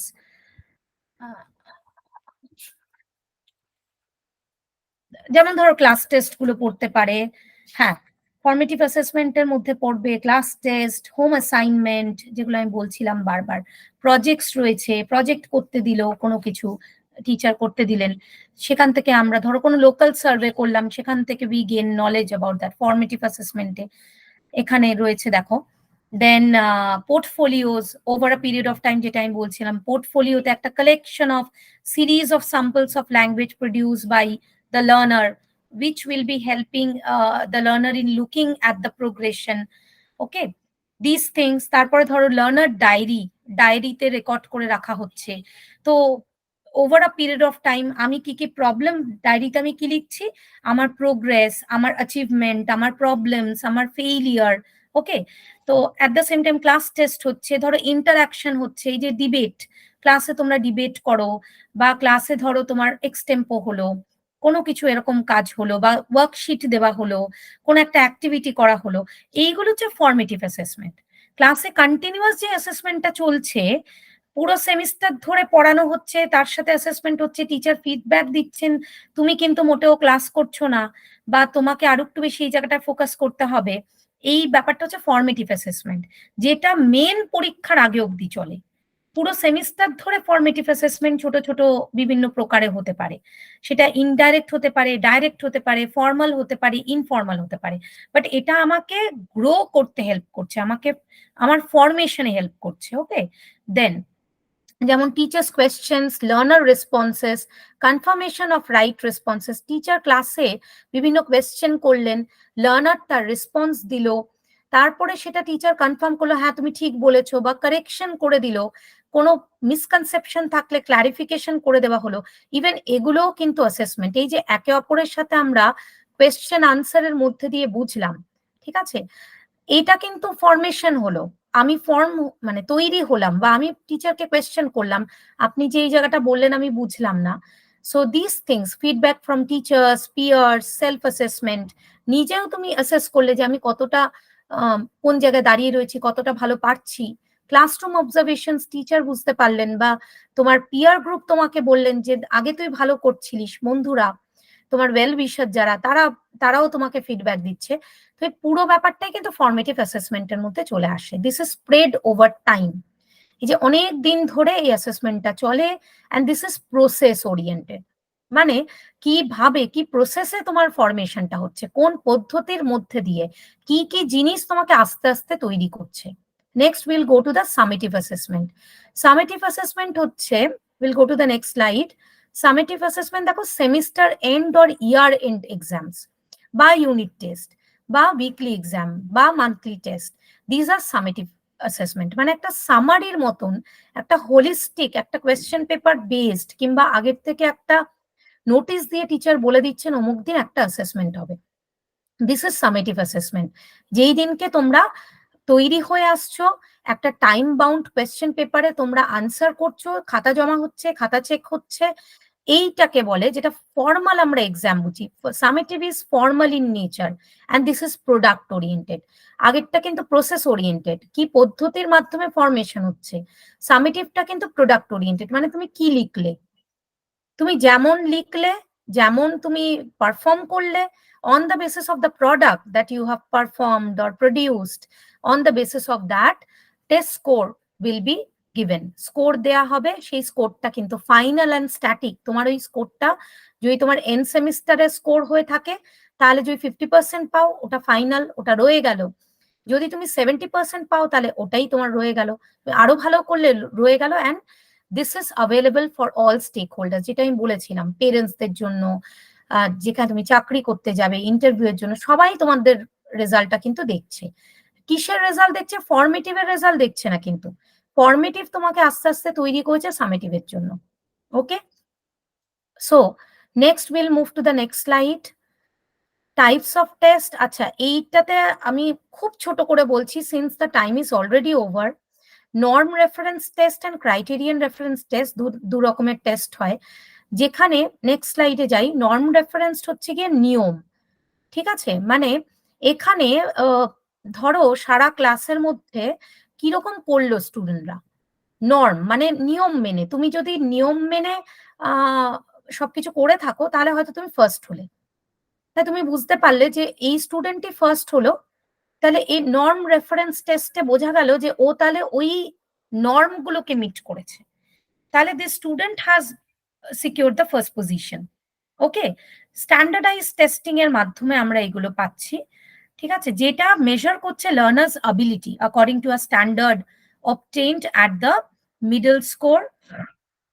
মিডল স্কোর করে দেখা হলো যেমন ধরো ইউনিট টেস্ট 1, ইউনিট টেস্ট 2 আর ফাইনাল এক্সাম, কিংবা internal assessment, attendance, tutorial, end semester, সমস্ত কিছুর একটা অ্যাভারেজ করে একটা মার্কসে সে যদি সব কটাতে ভালো করলো। ওকে, তার মানে প্রত্যেক কটা নর্ম, প্রত্যেক কটা নিয়ম মেনে প্রত্যেক কটা টেস্টে কিন্তু সে একটা মিন স্কোরে দেখা গেল প্রত্যেক কটাতে সে কিন্তু 80% মেনটেন করে একদম ফাইনালি 80% সে পেল। একটা ফিক্সড নর্ম, একটা নিয়ম থাকবে, ইন্টারনালটা এই সময় হবে, টিউটোরিয়ালটা এই টাইমে হবে, এটাতে ভালো করলে তুমি ফার্স্ট হলে। সো একটা নর্ম রেফারেন্স টেস্ট, এই ধরনের টেস্টগুলোকে এরকম টেস্ট বলে। নেক্সটটা হচ্ছে ক্রাইটেরিয়ান রেফারেন্স টেস্ট। সেই টেস্টটা হচ্ছে কোনো একটা ক্রাইটেরিয়ান, মানে তোমার নেক্সট স্লাইডে যাব আমরা। ক্রাইটেরিয়ান রেফারেন্স মানে হচ্ছে এখানে বেশি হচ্ছে ক্লাসরুম বেসড অ্যাসেসমেন্ট, যেখানে ক্রাইটেরিয়াটা তুমি অ্যাকোয়ার করেছো কিনা। মানে যে তুমি এই পেপারটা হয়তো তোমার ফর এক্সাম্পল তোমার হয়তো ওই যে বললাম আমি, ধরো রোম্যান্টিক এজ, তো রোম্যান্টিক এজ বা অগাস্টান পিরিয়ড এই দুটোর মধ্যে, বা ধরো ভিক্টোরিয়ান পিরিয়ড, তাহলে এইগুলোর কোনো একটা যদি ফোকাস থাকে, এই ফোকাসের মধ্যে নভেল, এই ক্রাইটেরিয়ান রেফারেন্স করে আমি টেস্টটা করব, শুধু ভিক্টোরিয়ান নভেলসের উপরেই টেস্টটা হবে। বা ধরো যদি এটা কমিউনিকেটিভ ক্লাসরুম ধরি, তাহলে সেখানে আমি খালি দেখবো যে ও ফ্লুয়েন্টলি বলতে পারছে কিনা, আমি গ্রামাটিক্যালিটি অ্যাকুরেসি দেখবো না। So that is my criterion. If fluency is met, now I will go to another criterion, accuracy, ঠিকঠাক ভাবে বলতে পারছে কিনা। Okay, next will go to the next test type, direct indirect, তোমাদেরকে ভালো করে অলরেডি বুঝিয়েছি। ডাইরেক্টলি আমি অ্যাসেস করছি বা ইনডাইরেক্টলি আমি মনিটর করছি। ডিবেটের জন্য ডাইরেক্টলি তোমাদেরকে বলছি তোমরা পারফর্ম করছো, সেটা ডাইরেক্ট আমি ডাইরেক্টলি, বা তোমাদের খাতা দেখে একজন টিচার মার্কস দিচ্ছেন, ডাইরেক্ট টেস্টিং। কিন্তু তোমাদের প্রত্যেক দিন ক্লাসে দেখছেন, তোমাদের রেসপন্স দেখছেন, তোমাদের পিয়ারদের সাথে তোমরা কিভাবে মানে কন্ডাক্ট করছো সেটা দেখছেন, সেটা indirect testing. Last slide with which I'll wind up, I'll come to the conclusion, is discrete point testing and integrative testing. Discrete point হচ্ছে মানে একটা কোয়েশ্চেন রয়েছে, এই কোয়েশ্চেনটার আনসারটা তুমি যদি ঠিক দিতে পারো তুমি একে এক পাবে, ডিসক্রিট পয়েন্ট। ওকে, এটা একেবারে objective, this is not subjective. মানে একটা এমসিকিউ রয়েছে, এটা যদি ঠিক ডিসক্রিট একটা পয়েন্ট রয়েছে, এই এমসিকিউটার জন্য 1 মার্ক, তুমি ঠিক করো, তুমি একে এক পেয়ে গেলে। ওকে, এইটা হচ্ছে ডিসক্রিট, এরকম টাইপের যে টেস্ট আইটেমস গুলো দেওয়া হয় এগুলো ডিসক্রিট পয়েন্ট টেস্টিং এর মধ্যে পড়ে। আর ইন্টিগ্রেটিভ টেস্টিং হচ্ছে যখন একটা হোলিস্টিক ব্যাপার থাকে, সাবজেক্টিভ থাকে, মানে পুরো অবজেক্টিভ হবে না, সেখানে এটা হোলিস্টিক অ্যাপ্রোচ থাকবে, সেখানে ইন্টিগ্রেট করবে সবকিছু। মানে ধরো ডিসক্রিট পয়েন্ট টেস্টিং এ শুধু স্পিকিং না, ধরো রিডিং কম্প্রিহেনশন, তাহলে রিডিং কম্প্রিহেনশনে যে স্ক্যানিং কোয়েশ্চেন গুলো থাকবে, মানে তোমার 1 নম্বরের প্রশ্নগুলো, বা সিনোনিমস বার করো, বা অ্যান্টোনিমস দাও, বা বা একটা টাইটেল দাও, ঠিক আছে, এই যে রিডিং কম্প্রিহেনশনের কোয়েশ্চেন গুলো, যার ঠিক টাইটেল দিতে পারলেই 2 এ 2 পেয়ে গেলে, বা স্ক্যানিং, যে এখানে যে চিফ ক্যারেক্টার তার নাম কি, বা সে কোন জায়গায় থাকতো, সেই সেটিংটা একটু কোন একটা appropriate adjective from the quote and appropriate adjective from the passage. তো এইগুলো দিয়ে ডিসক্রিট পয়েন্ট টেস্টিং হচ্ছে, মানে ডিসক্রিট আমি দেখতে পাচ্ছি এটা একে এক, okay fine. But integrative testing এ কি হবে, তোমাকে যখন একটা রাইটিং লিখতে দিচ্ছে তখন তার মধ্যে তোমার গ্রামারও টেস্ট হচ্ছে, তারপর সেই রাইটিং এর বেসিসে যদি বলে যে তুমি ডিবেটের একটা স্ক্রিপ্ট তৈরি করেছো, তাহলে রাইটিংটা হলো, দেন ইউ পারফর্ম। এটা হচ্ছে ইন্টিগ্রেটিভ টেস্টিং, যেখানে অনেকগুলো জিনিস কিন্তু একসাথে চলে আসছে। with which I will come to the end of it. Last এর পরের যে স্লাইড সেটা আমি তোমাদের জাস্ট দেখিয়ে রাখি, this is coming to another part, listening skill. পরের দিনকে আমরা এখান থেকে স্টার্ট করব। We have 4 skills to discuss: listening, reading, writing and speaking. Sorry, ভুল বললাম, LSRW, listening, speaking, reading, writing. এগুলোকে কিভাবে টেস্ট করতে হয়, আর লিটারেচার। পরের দিনের পোর্শনটাও কিন্তু আমাদের অনেকটা বড়, যেটা দিয়ে আমাদের শেষ হবে। So with this, I'll come to the end of it. Thank you, everybody. ওকে, আমি জানি মানে অনেকটাই সময় আমরা নিয়েছি। স্টিল মানে আজকের বা এর আগের দিনের সাথে আজকের কিছু কানেক্ট করে যদি কারো ইমিডিয়েট কোনো কোয়ারি থাকে।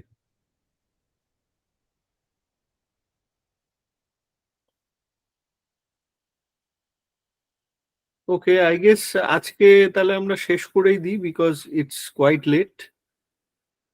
Thank you Sanchita again for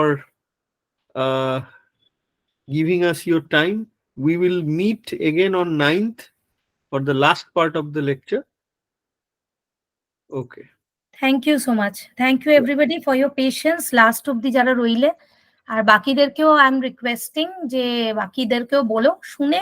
না, আমি বলবো, এবং কিছু কিছু ক্ষেত্রে হয়তো ইন্টারনেটের প্রবলেমের একদম। কারণে ওদের লিভ করতে হয়েছে, সেটা আমার দু একজন হ্যাঁ জানিয়েছে হ্যাঁ মেসেজ করে। হ্যাঁ হ্যাঁ হ্যাঁ, একদম একদম। এনিওয়ে ওরা পরে শুনে নিতে পারবে। সো 9th সেটাই। Will find out. Yeah.